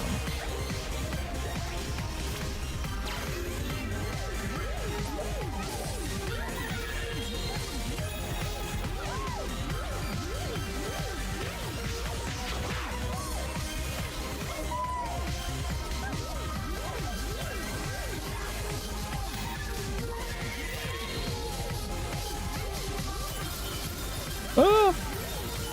Ah!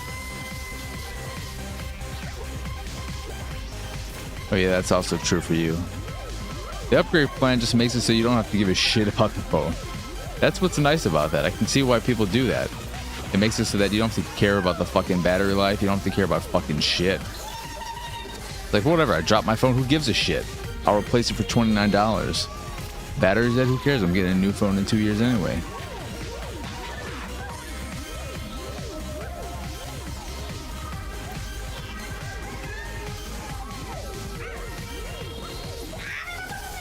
Really? I didn't jump completely over him?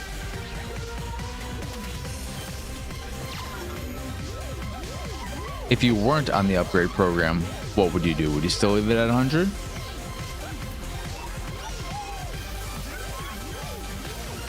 Oh, come on.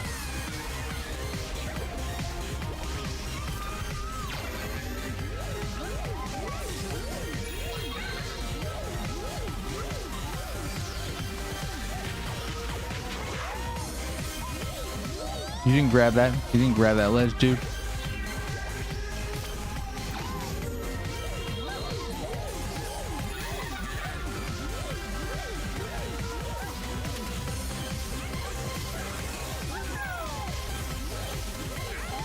You didn't grab that either, you son of a bitch.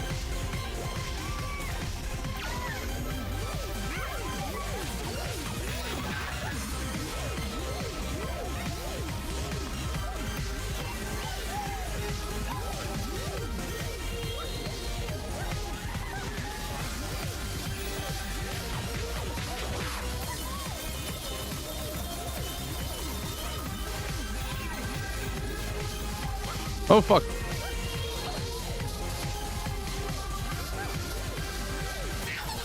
Come on. Well, that's just fucking horseshit right there. That's just a big fuck you, that part.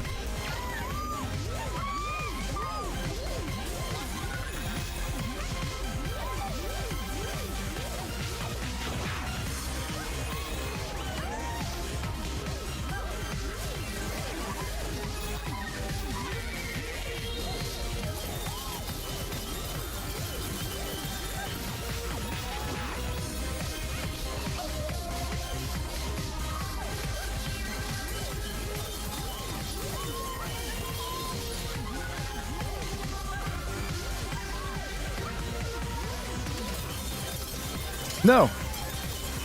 Get off me, you fuckers.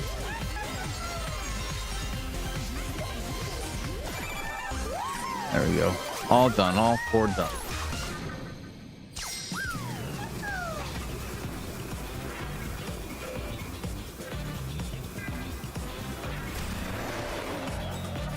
I'm going back and forth on whether I should drop it to 90 or 100 for the phone. You can always just get it replaced when it's dead. And I really don't know how much losing 10% now benefits me a year from now.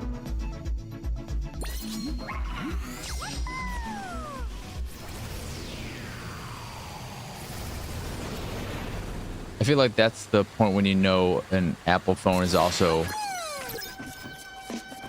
I wonder if there were anything... Let's restart. I don't know if there were anything on the sides.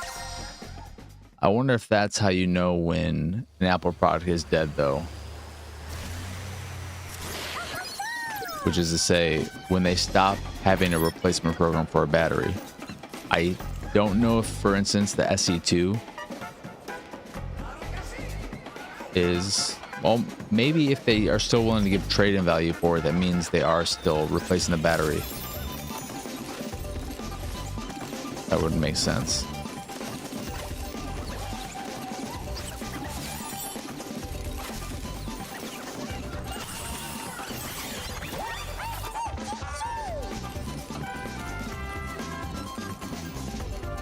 So once that happens, that means the phone product is actually completely dead.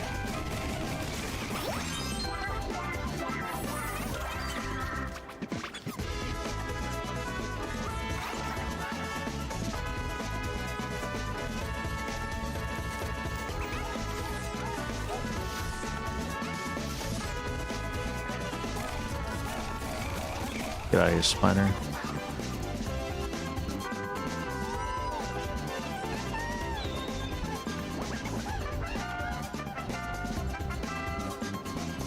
I set it to 90 because 80 just feels like a lot. It feels like a lot to throw away 20%. Or maybe a little bit of extra longevity out of the battery.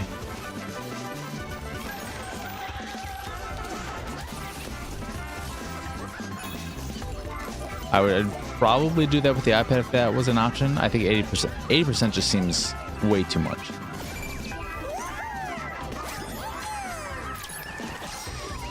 Because what does the Switch do? The Switch just has the singular option. I think it's 90, right?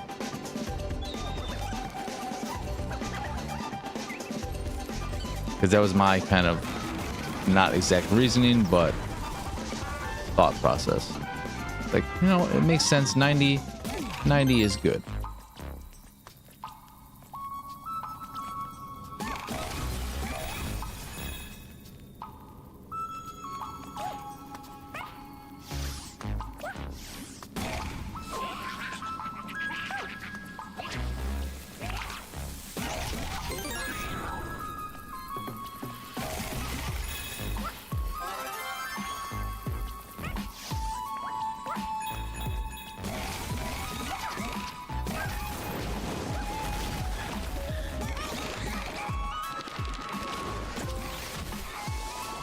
I got a trophy for double digging.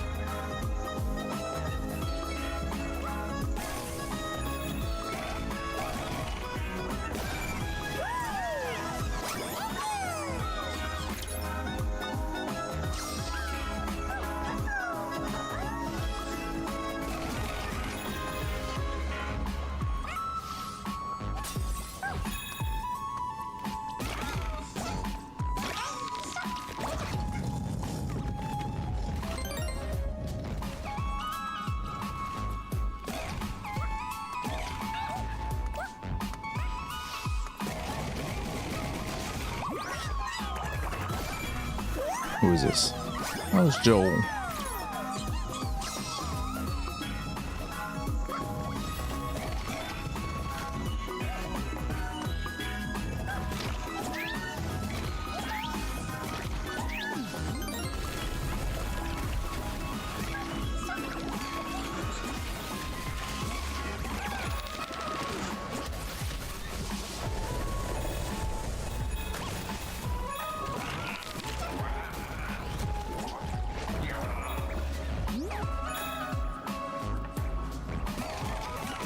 I really need to, I don't want to do it. I should add that to my list.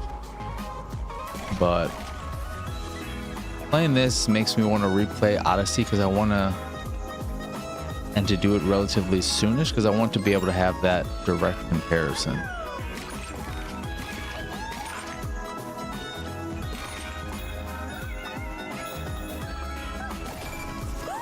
In part, just the set piece kind of nature and the production value, because I think Nintendo is obviously able to do a lot with much more limited resources, hardware. But I'm curious about just like the scale and anything I missed here.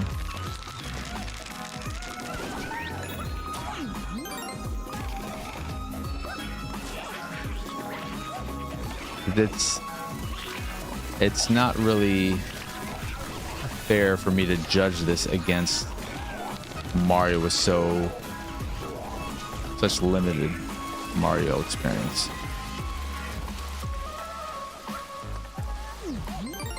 I wish the Galaxy Bundle was voucherable.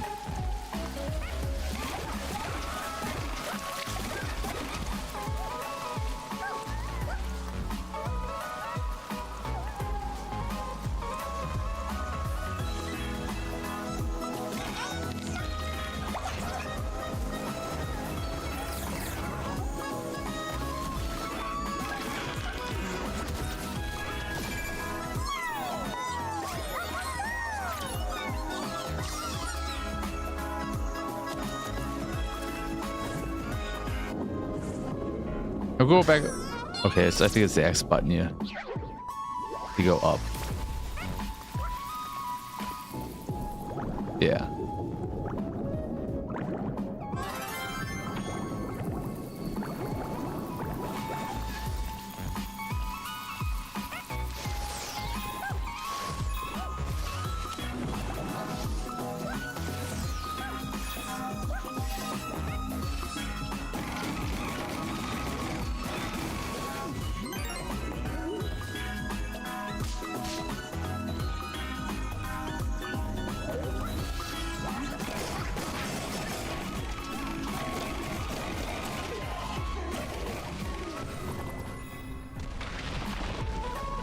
Wait, the end of the levels here? Wait, what the fuck?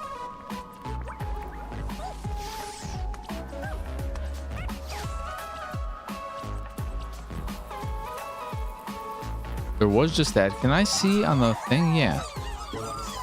Fuck that shit. I'm missing a puzzle piece? Didn't we just get one?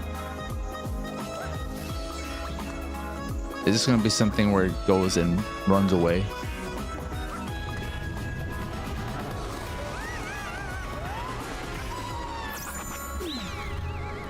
Fucking knew it. I knew there had to be more.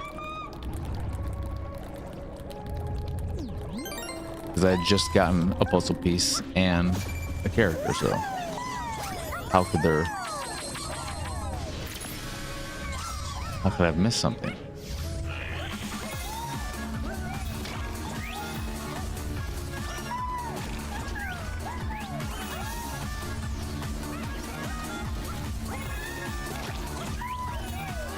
There we go. Now we're all good.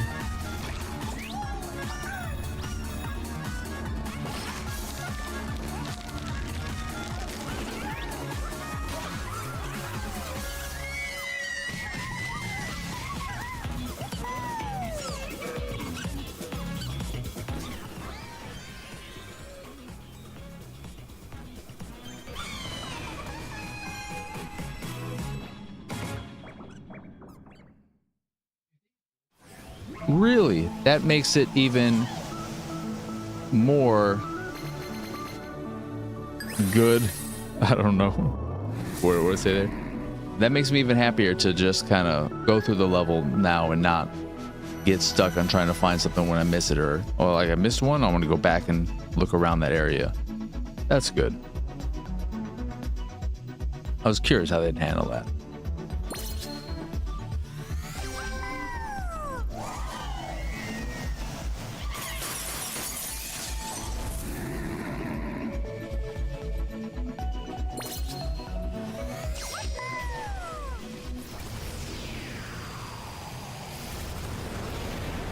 I am Astro Bot.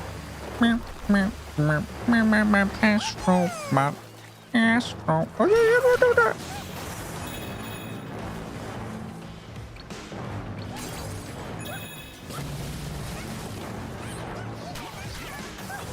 I am just still at this point just in awe of the attention to detail, how very lovely and colorful and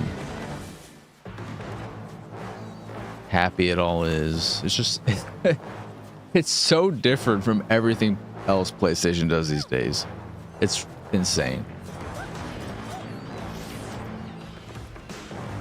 I feel like it's impossible for them to close this studio, even if this game underperformed, which I don't think it did, because it probably didn't cost anywhere near as much as the other stuff. Just like, I mean, I guess Ratchet and Clank would be in there, but even Ratchet doesn't. I'd have to reply. Yeah. There's something a little different. Ratchet isn't obviously as dark and gritty as everything else, but I guess because Ratchet still is more a third-person shooter than a platformer. And there's something inherently about the platformer genre. Is there anything up here? Yeah, some coins.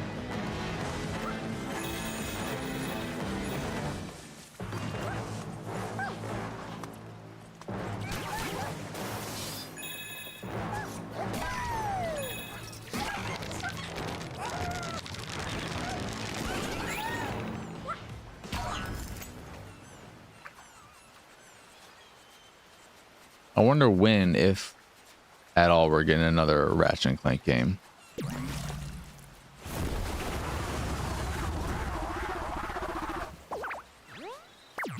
Another nice thing for me with this, and you as well, because I don't think you played it, but I believe there is stuff that is from the VR game, but since I never played that, everything in this is new to me, unless it was in Playroom. But I haven't played that since the launch of the PS5, so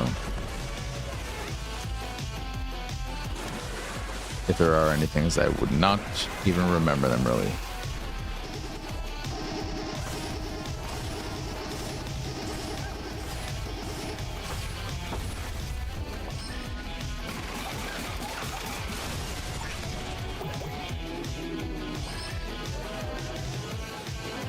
Oh shit.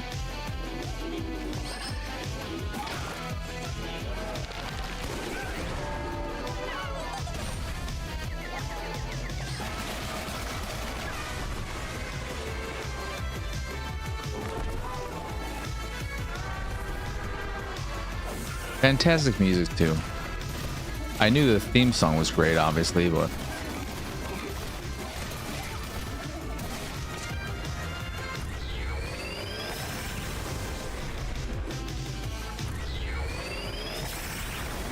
what?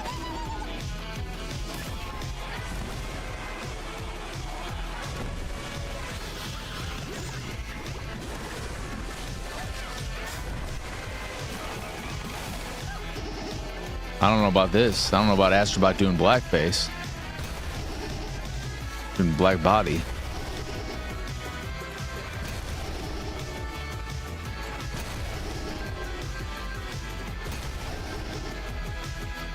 Oh, we want to get him in the sticky stick, obviously. But we don't want to get hit at the same time, you stupid idiot.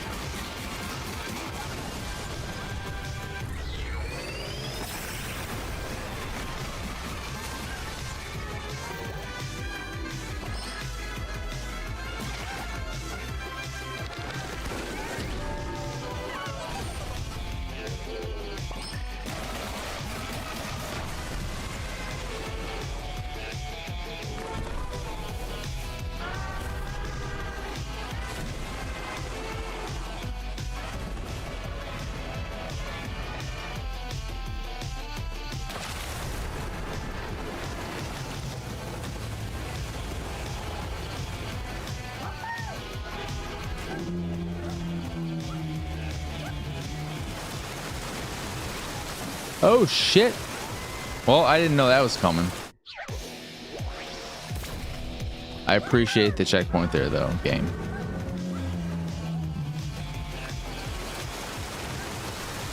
I can't see anything.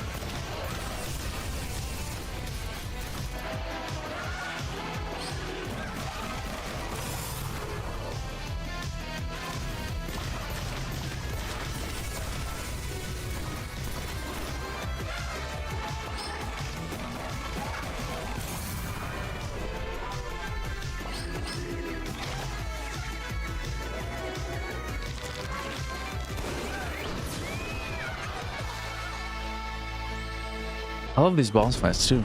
They're so great. Everything about this game is just so good. Except for the things where it wants me to fucking shake the controller. That stuff can get fucked.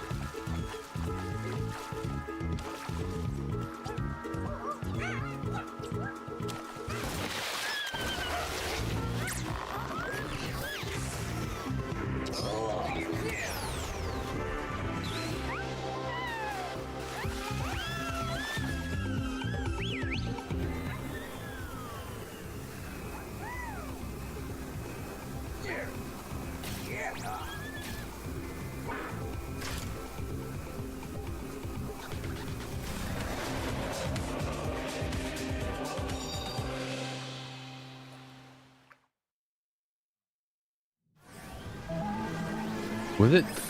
It was Enchi who counterpicked Forza, right? You got 4 picks countered. You almost had 5. I was considering one of yours. Well, I was considering Invincible for sure. Because I think but this might not affect this critic. The IP is where I think that game is gonna lose a lot, but it could just lose out on sales. I think it's gonna be a failure because the IP is just not. It's not enough, but it could still be mechanically good enough to get low 80s. That's why I was a little scared of that one. Ontos I ended up going with, and that was probably, well, that would have been what I picked even if Invincible is still there. I went with Ontos because when I looked at their actual history, as much as I love Soma, it didn't review as well as I thought. And then their other games are in the like mid-upper 70s. And then also, that's maybe the game I'm most not confident in actually coming out next year, or this year that is.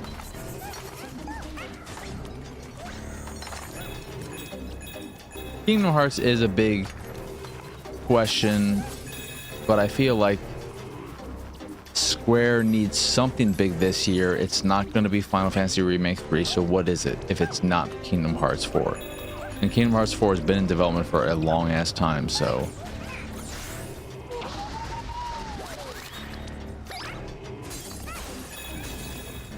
why not just have it be the year of Kingdom Hearts where they start revealing and talking about it and all that jazz.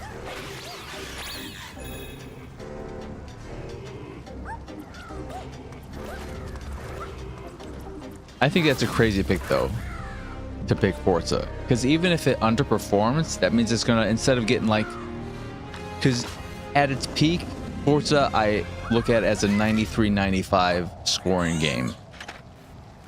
If it underperforms critically, that is, my imagination is, oh, it's only going to get an 85 only going to get 84, 85, 86, because that is a game you expect to get 90 plus every single time.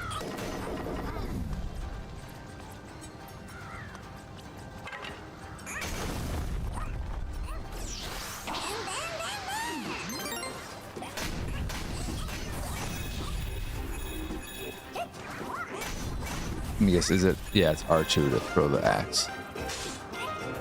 Better than God of War.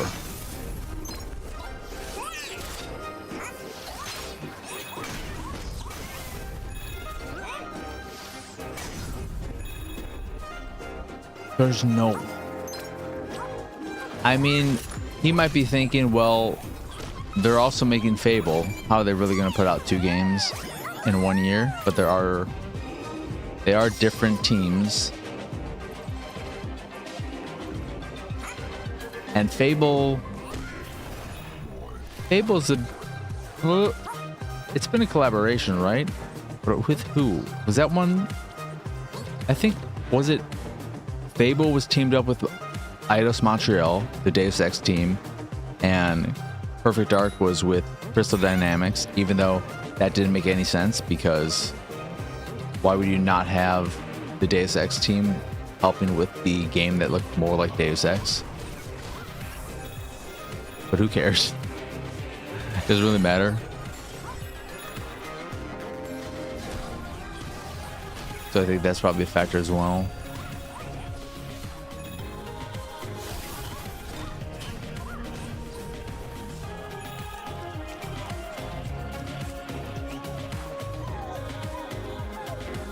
But that's part of what I think made this whole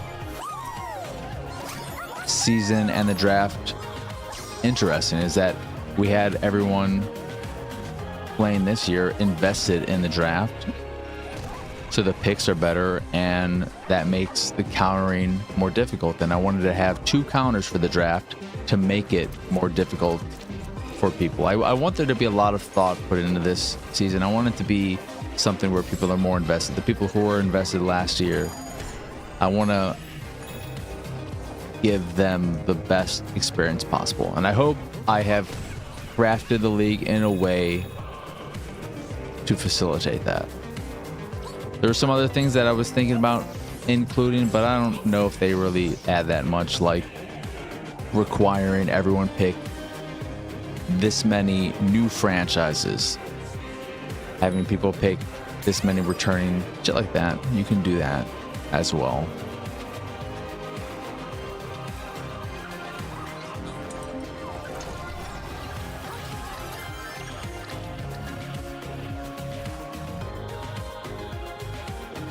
We were all learning last year.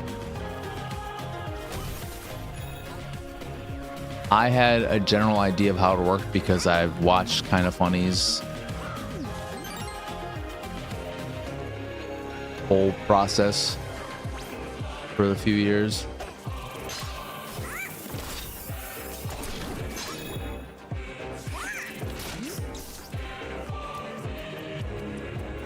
But getting to the nitty-gritty, I was less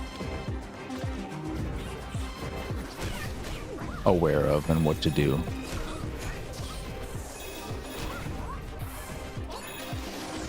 But they do things pretty straightforward and by the default settings, so I got a little funkier with it.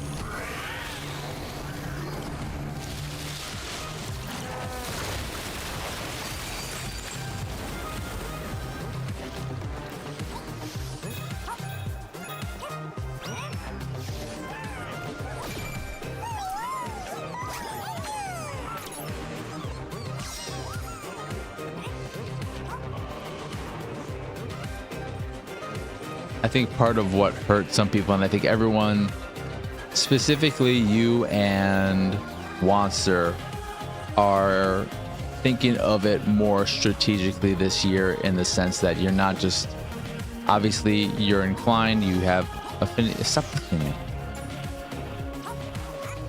You're more aware of, so you might know ones that'll hit better, but I think last year you're just picking racing games and fighting games just because it's like, oh, I like these games. And there are some games you pick just because you like them or you're excited about them, and that doesn't translate to the media or people in general being excited about something. It's like, I think Monster picked up Tokyo, or maybe that, no, you picked up Tokyo or something that didn't end up I think it came out in early access, but it didn't get review scores. But then he picked some other racing game that didn't do well.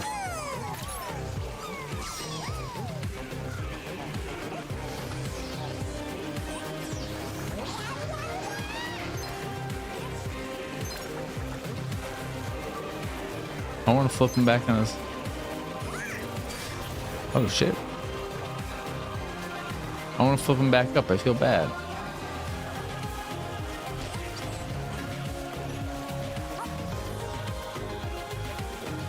Poor turtle.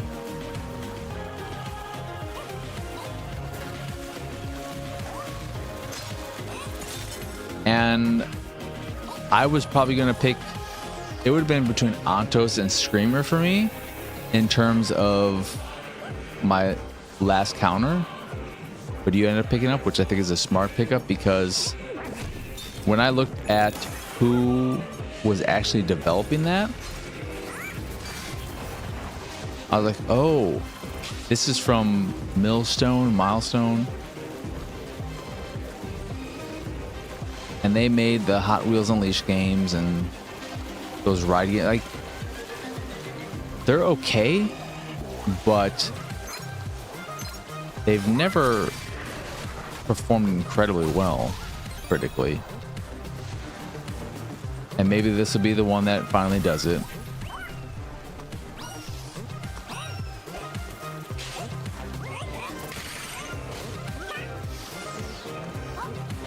But I think it's a not as big of a risk as other potential picks out there. Ooh, there is something for getting all the birdies.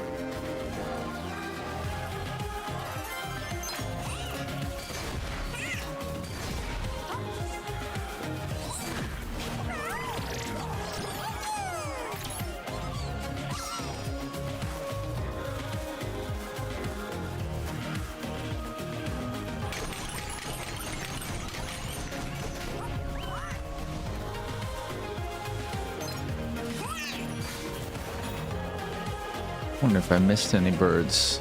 So I wasn't really looking for them before.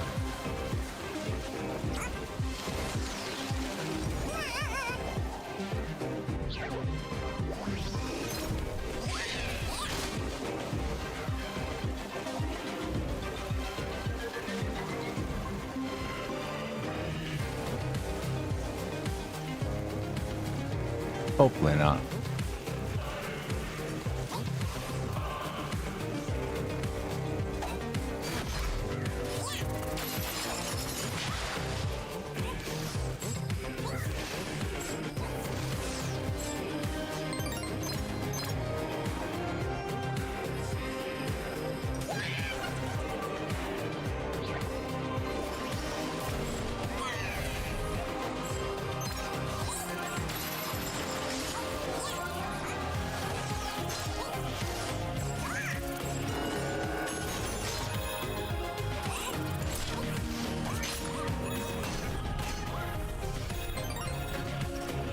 I'm thinking I did miss arrow, but that's fine. We can come back to that later. Because it probably, why would they have you go back? Probably all at the beginning of the level.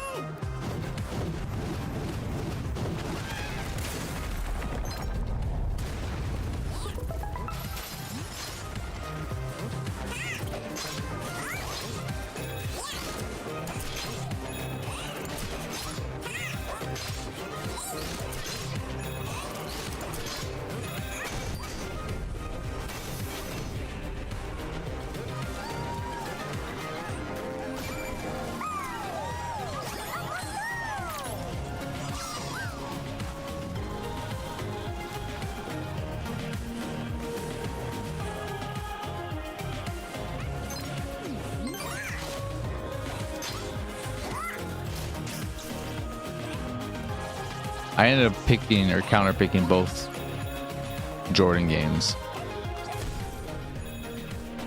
Oh no, there are some birds here. Never mind. I was wrong.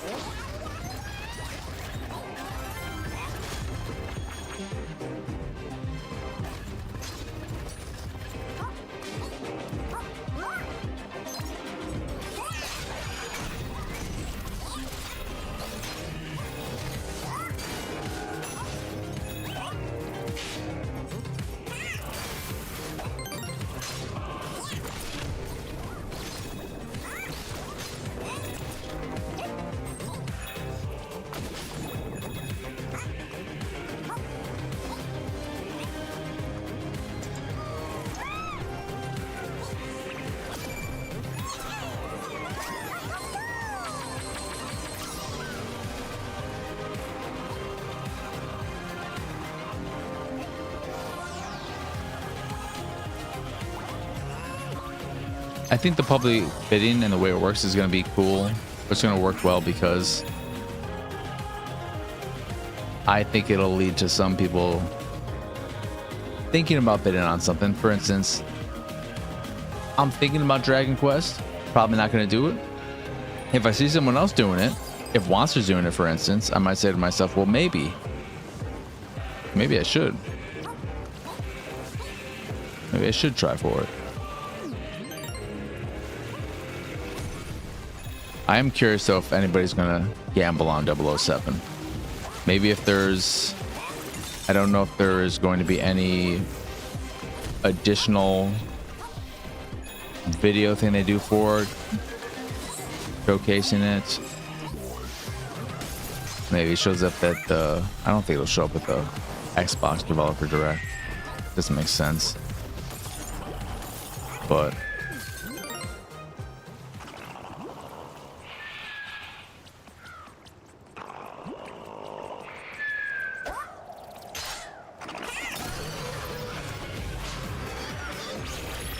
what I've seen of it, I'm not impressed by it. And I don't think Lenny Kravitz was some big deal. Oh my God. I didn't think, oh my God, Lenny Kravitz is in this? I thought to myself, oh my God, I'm supposed to think that the Lenny Kravitz thing is a big deal? I don't.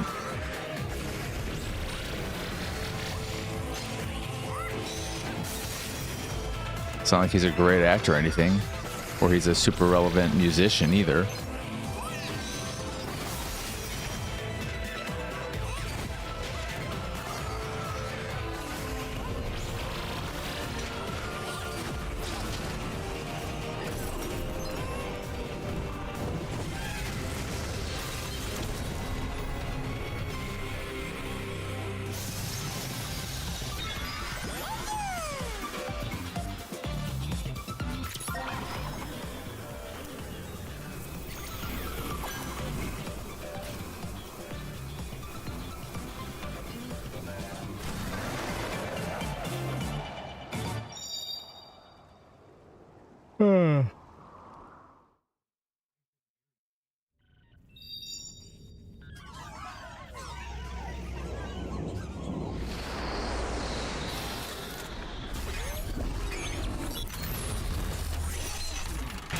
I managed to last like wait, when did I get the phone and set it all up again?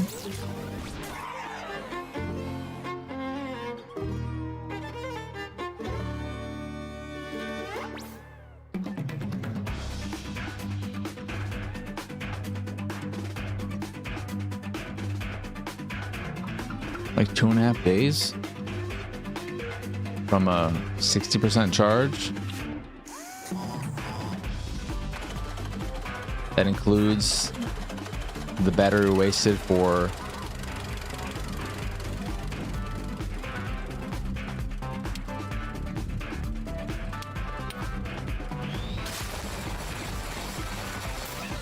updating and all that jazz.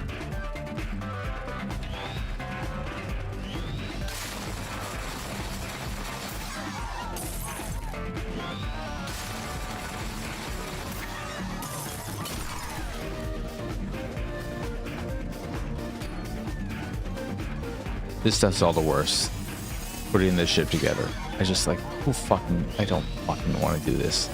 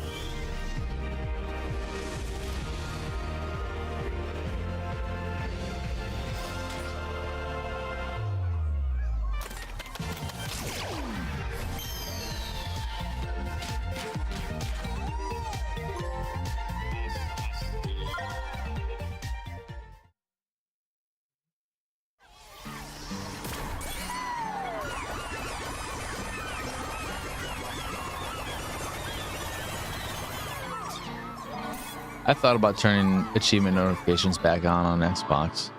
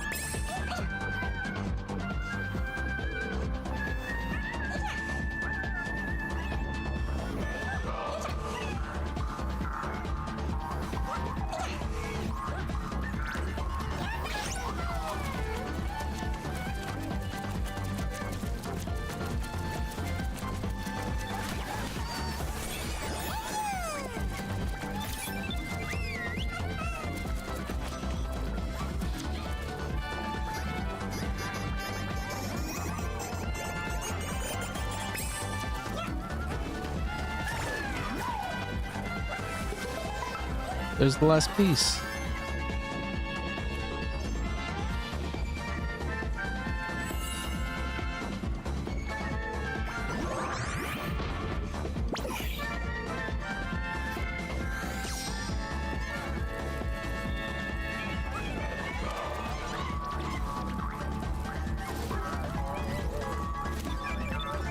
Oh, I do have enough. Yeah, and if I didn't, it would be red. The number would be red. I remember.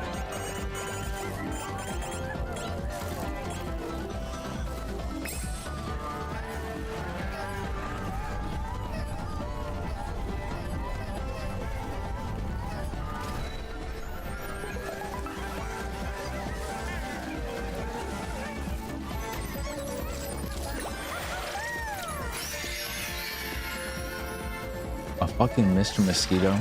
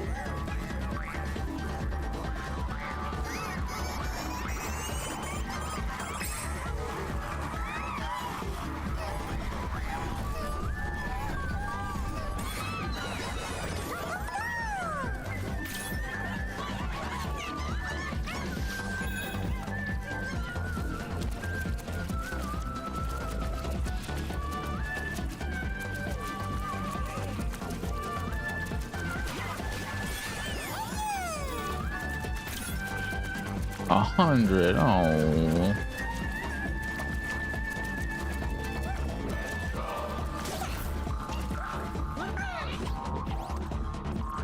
Okay, that's all it does. Take me back there.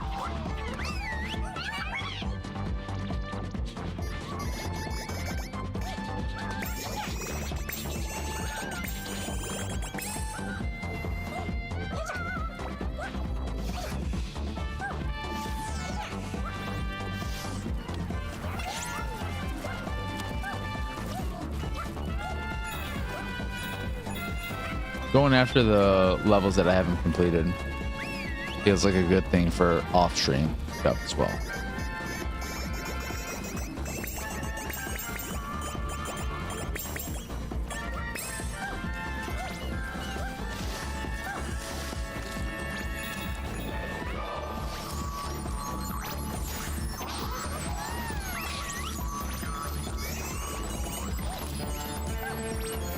Come on, let's go use our fat weight here.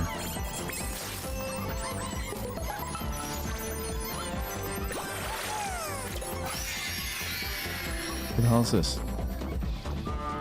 Stop highlighting them.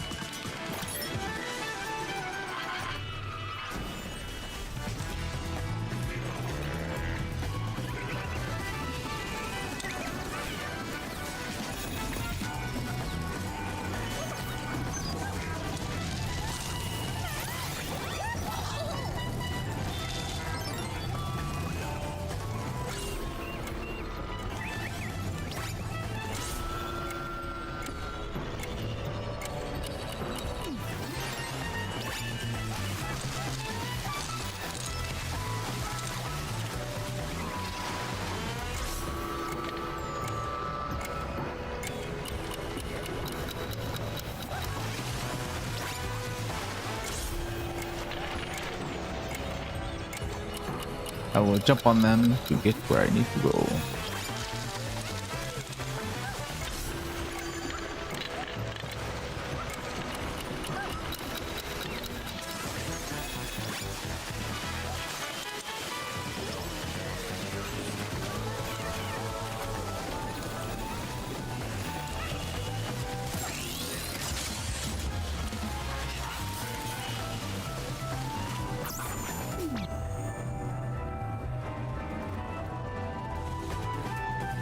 This is the rest of the level. God damn it.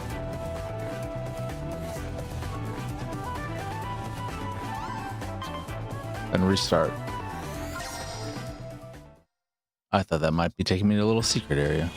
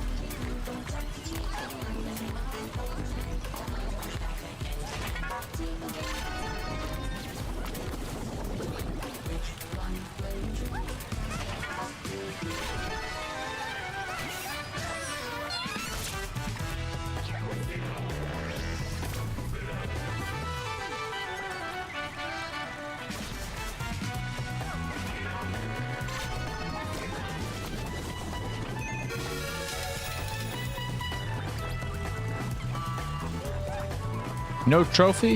Do I have to do it on all of them to get the trophy?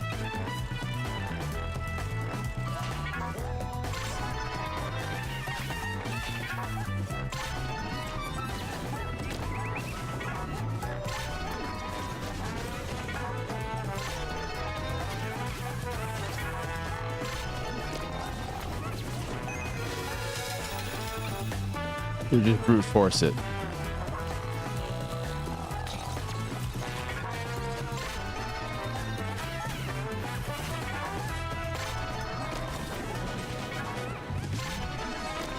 Oh fuck, you're fucking right. I fucking forgot I had that stupid ass thing. God damn it. I'm an idiot.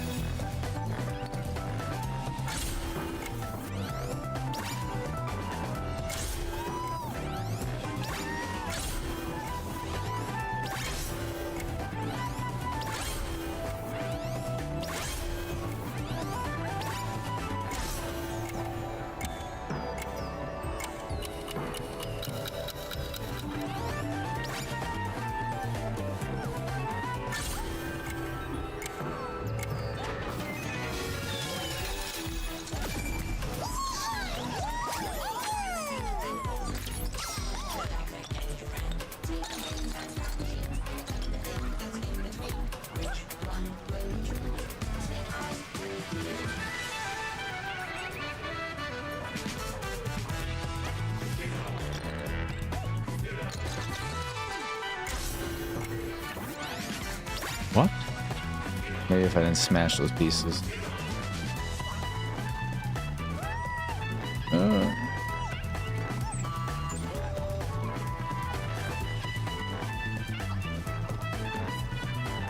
my eye was bugging me.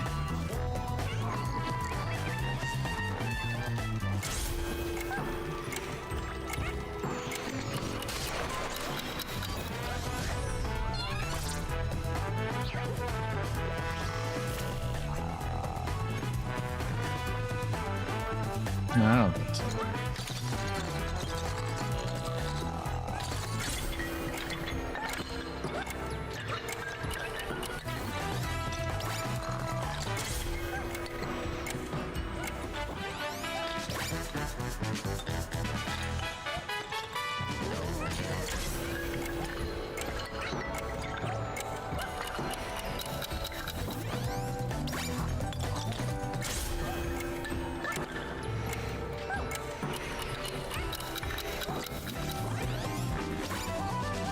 Those are all gone.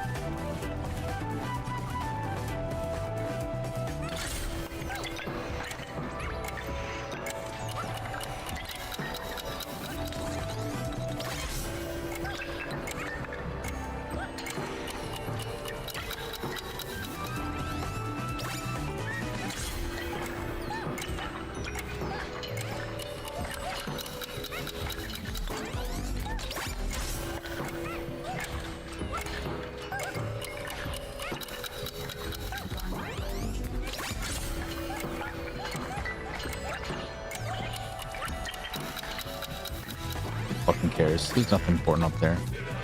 Just some stupid coins.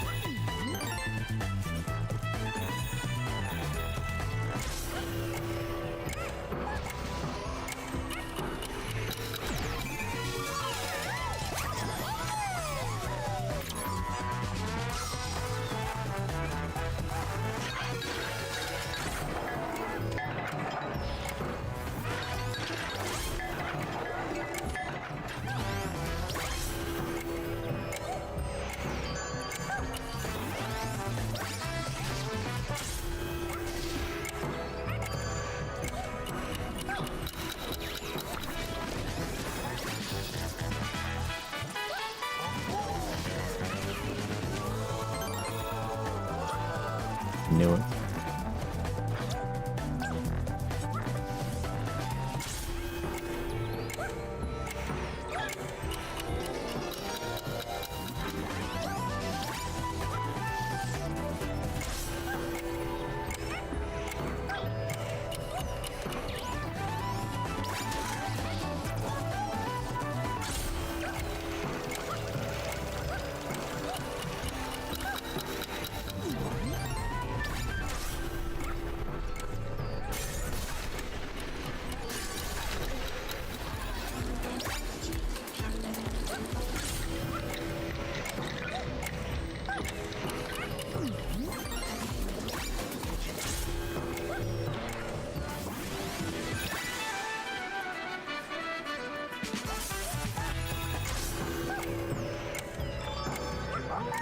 Oh yeah, yeah.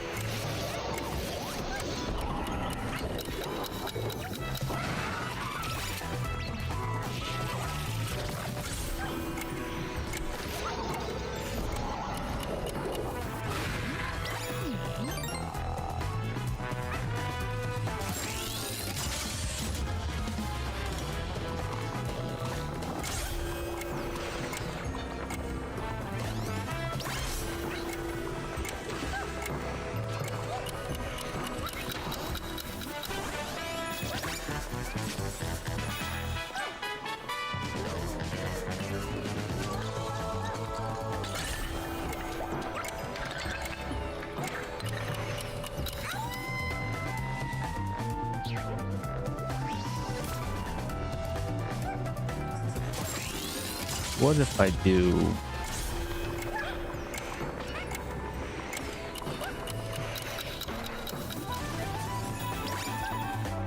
This probably isn't gonna. But what if I? Oh, there's a. Or maybe there's just that, and you're overthinking it, you dumb fuck. Idiot.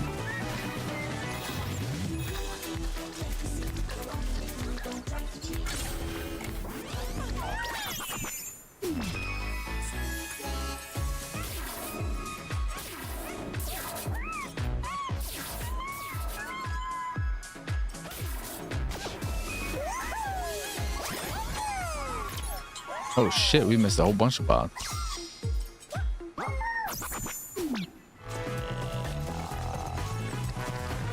I mean, just two, but...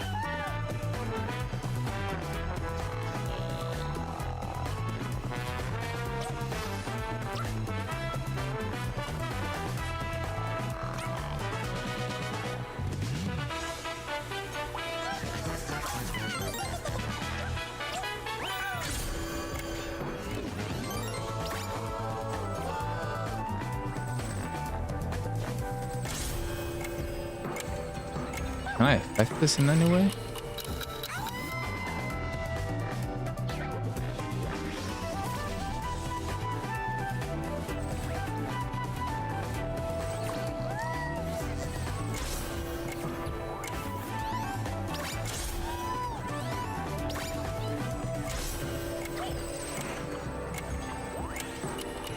Oh, I wanted to ride it all the way.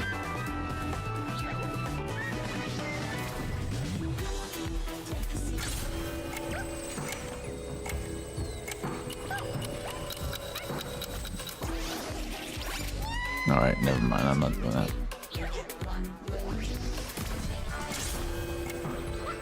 Get there.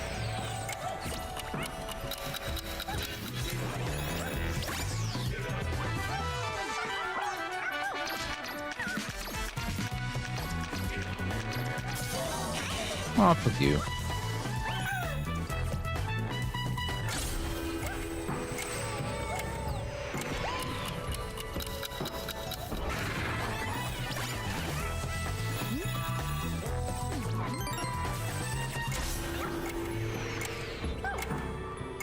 Oh.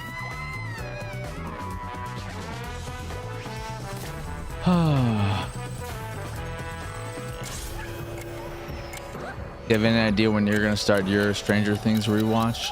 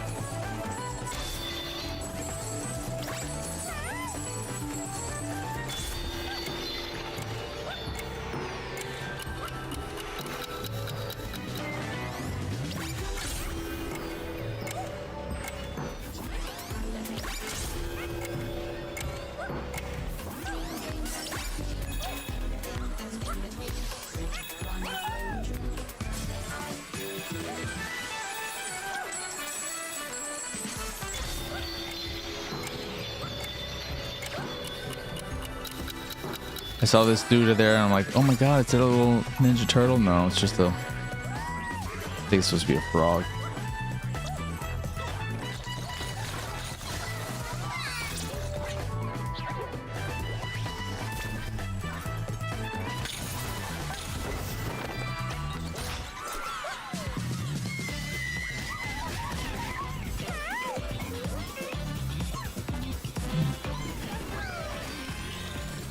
I'll be done soonish. Oh, fuck you.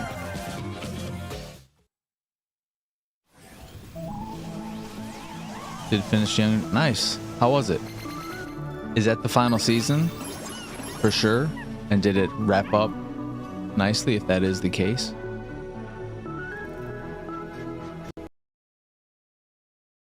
I'm excited to start watching that. Such a lovely show. Good vibe show.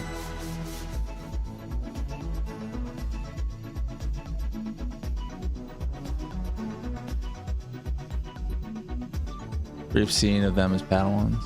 Nice. Very, very nice.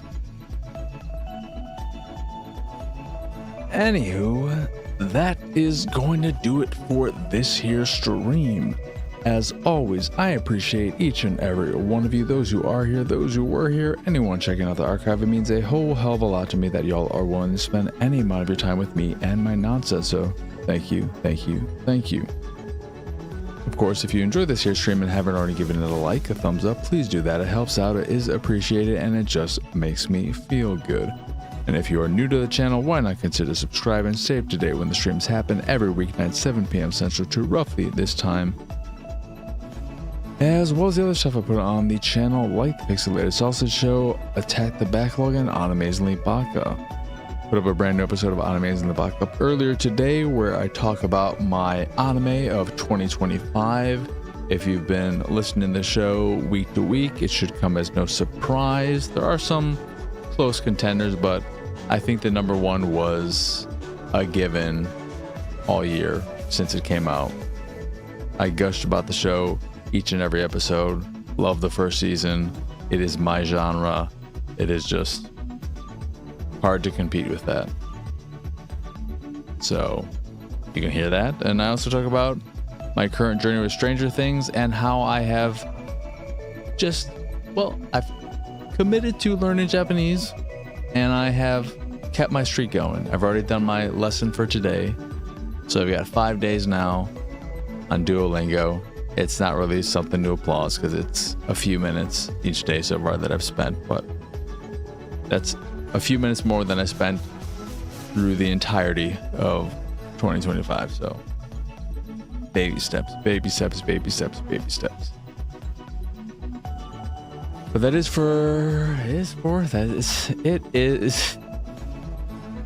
it for tonight. I will be back here with more Astro Bot. I'm assuming I'll be able to wrap up the game in 3 nights, and then I might jump to Stray because that's a shorty and that could probably wrap up the week. We'll see though. However, for now, that will do it.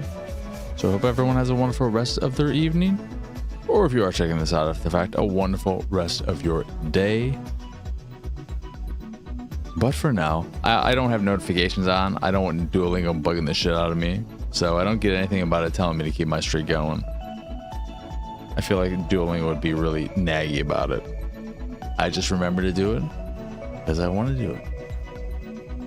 And I might buy Super Duolingo just to get rid of fucking ads and it telling me after every fucking lesson every day, hey, you want to do the trial? You want to do the trial? I think you want to do the trial. You want to do the trial, don't you? You want to do it. If it is what the promotion thing said on Slick Deals, $60 for the whole year isn't that bad. And I'm assuming Japanese is one of the better supported languages, especially now that it has surpassed German to take the number 4 spot after English, Spanish, and French. So I'm assuming, given its rise in popularity over the last few years, they're probably supporting it a lot more with a lot more lessons and all that jazz. So if I'm committed to using it, and I will be using it, why not pay? If it's giving me something I am benefiting from, I am a fan of supporting stuff like that.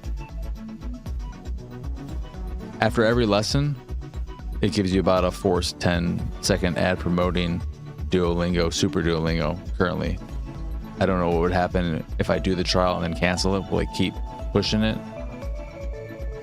And you have the limited energy, which I don't know if there's a point where I could be out of that and not be able to do this and that. I guess I would need more energy if I wanted to. You definitely have to pay for it, I think, if you are spending I don't know, if you were going to spend 30 minutes in it a day, maybe even less, you'd run out of energy soon. But if you're just doing the daily basic lesson, I think you could get away with free.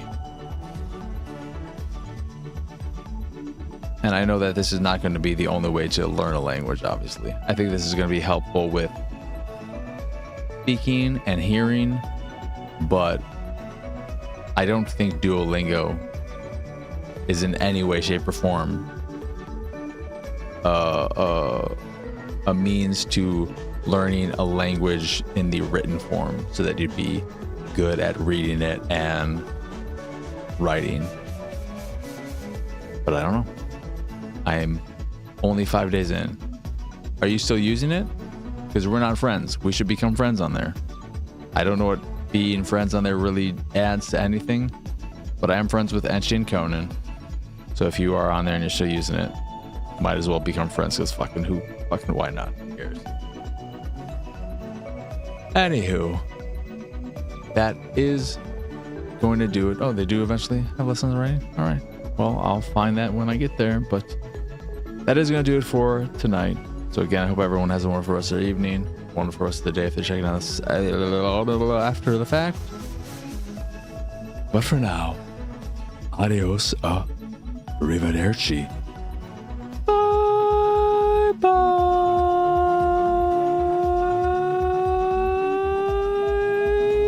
Misoto gohan kudasai.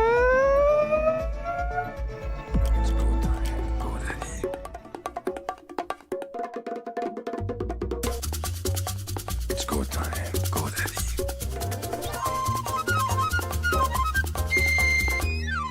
It's go time, go daddy.